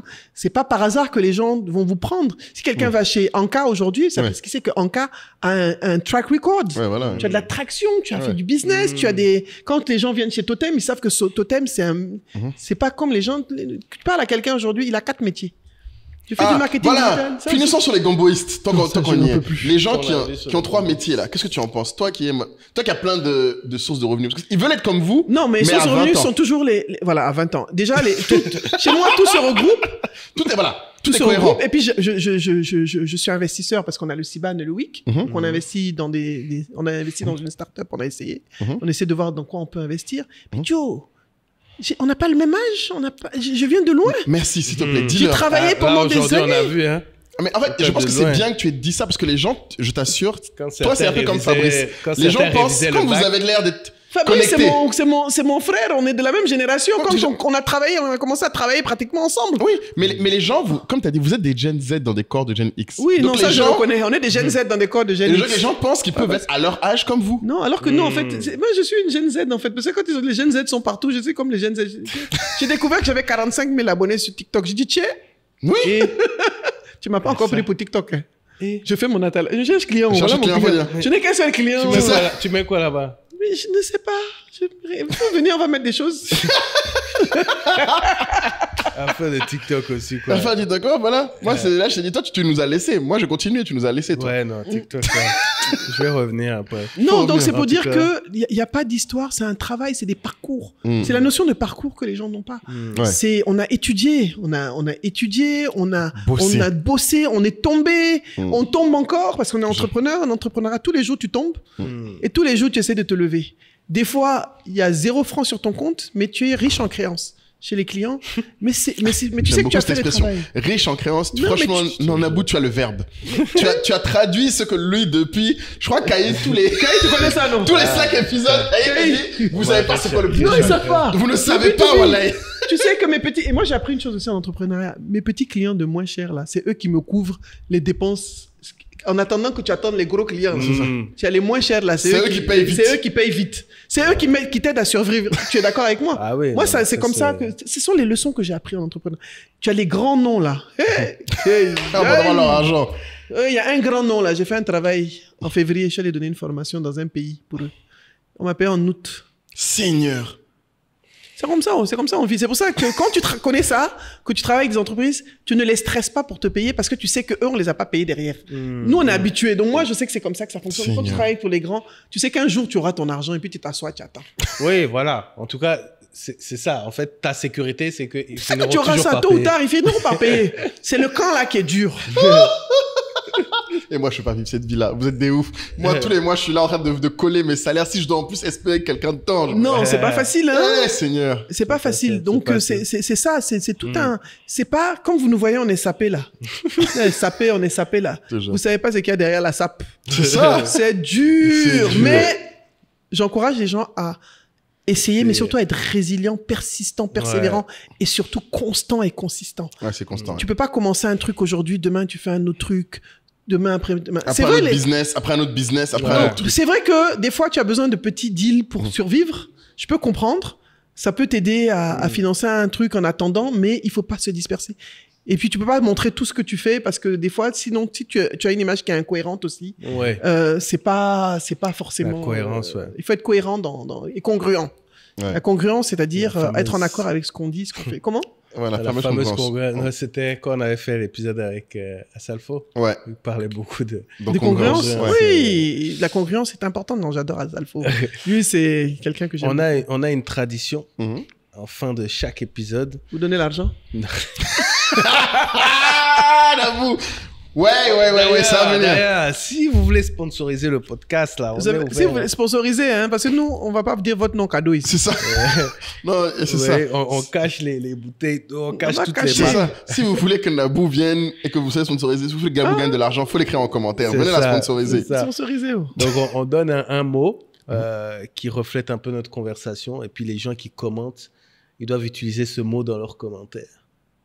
Donc, est-ce qu'il y a un mot comme ça qui, pour toi, quand tu penses à notre conversation, qui sort du lot? Éducation. Éducation. C'est très éducatif. C'est éducatif pour nous, parce que ça nous permet de parler, de mieux nous connaître. On se connaît, mais peut-être qu'on a besoin, c'est une conversation à cœur ouvert. Mais c'est éducatif aussi, parce que ça nous permet de partager à ceux qui sont là des réalités que nous vivons en tant qu'entrepreneurs et de les éduquer sur nos parcours, mais nos parcours sont des écoles en même temps aussi. Donc, je pense que le mot éducation, c'est mon mot-clé pour... ça a été très éducatif. Nous, on a appris beaucoup de choses. On a appris beaucoup de choses et comme tu le dis, et c'est pour ça qu'on est vraiment content de faire ce format-là, c'est que finalement, oui, on se connaît depuis des années. De loin. On s'écrit WhatsApp, machin, on se croise dans des événements. Non, tu me donnes des gombos, non, j'ai pas Non, mais se poser, tu me vois, donnes plus d'une Oui, heure, c'est vrai que c'est intéressant. échanger, Ça fait du bien. tu vois, parler de Kin, de tonton Yérim, de tonton Aliko, qui sont maintenant nos tontons. Sur le tonton aussi, par extension. Bah ouais, Ouais, voilà. pas de problème, c'est Tu votre vois. tonton. Donc, Vraiment, y a pas de tout ça, souci. c'est pour ça qu'on fait ça. On est vraiment content et merci pour ta générosité. Non, Tu je nous sais. as Merci vraiment d'avoir Et je vais partagé faire la beaucoup. connexion pour Gary V avec Mara.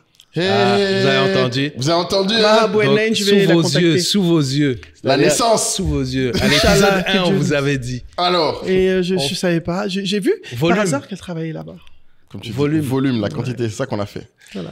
En tout cas, merci beaucoup. Et Nabou. puis, Merci à abonnez-vous. Pardonnez, c'est Abonnez-vous. gratuit, quoi. C'est Comme gratuit. Nabou dit, Abonnez-vous. on vous demande pas de donner de l'argent. directement. Soutenez-nous. Voilà. Soutenez. Parce que moi, quand je dis c'est Totem, je suis chez moi aussi. C'est Donc, ça. Voilà. quand Totem marche, je fonctionne. Voilà. Donc, abonnez-vous. Voilà. Abonnez-vous. Pour ceux qui sont venus, C'est juste ça. les fans de Nabou qui sont venus là. Ceux qui sont venus Abonnez-vous. de LinkedIn, de TikTok, de Abonnez-vous. On va mettre ça partout. Abonnez-vous. Twitter. Soutenez-nous. Voilà. C'est Voilà. ça. Et puis les sponsors, on vous attend. On Vous vous aimez voit. trop aussi les choses cadeaux maintenant, vous là. Bon, allez, ciao. Ah, ciao. Ah, ciao.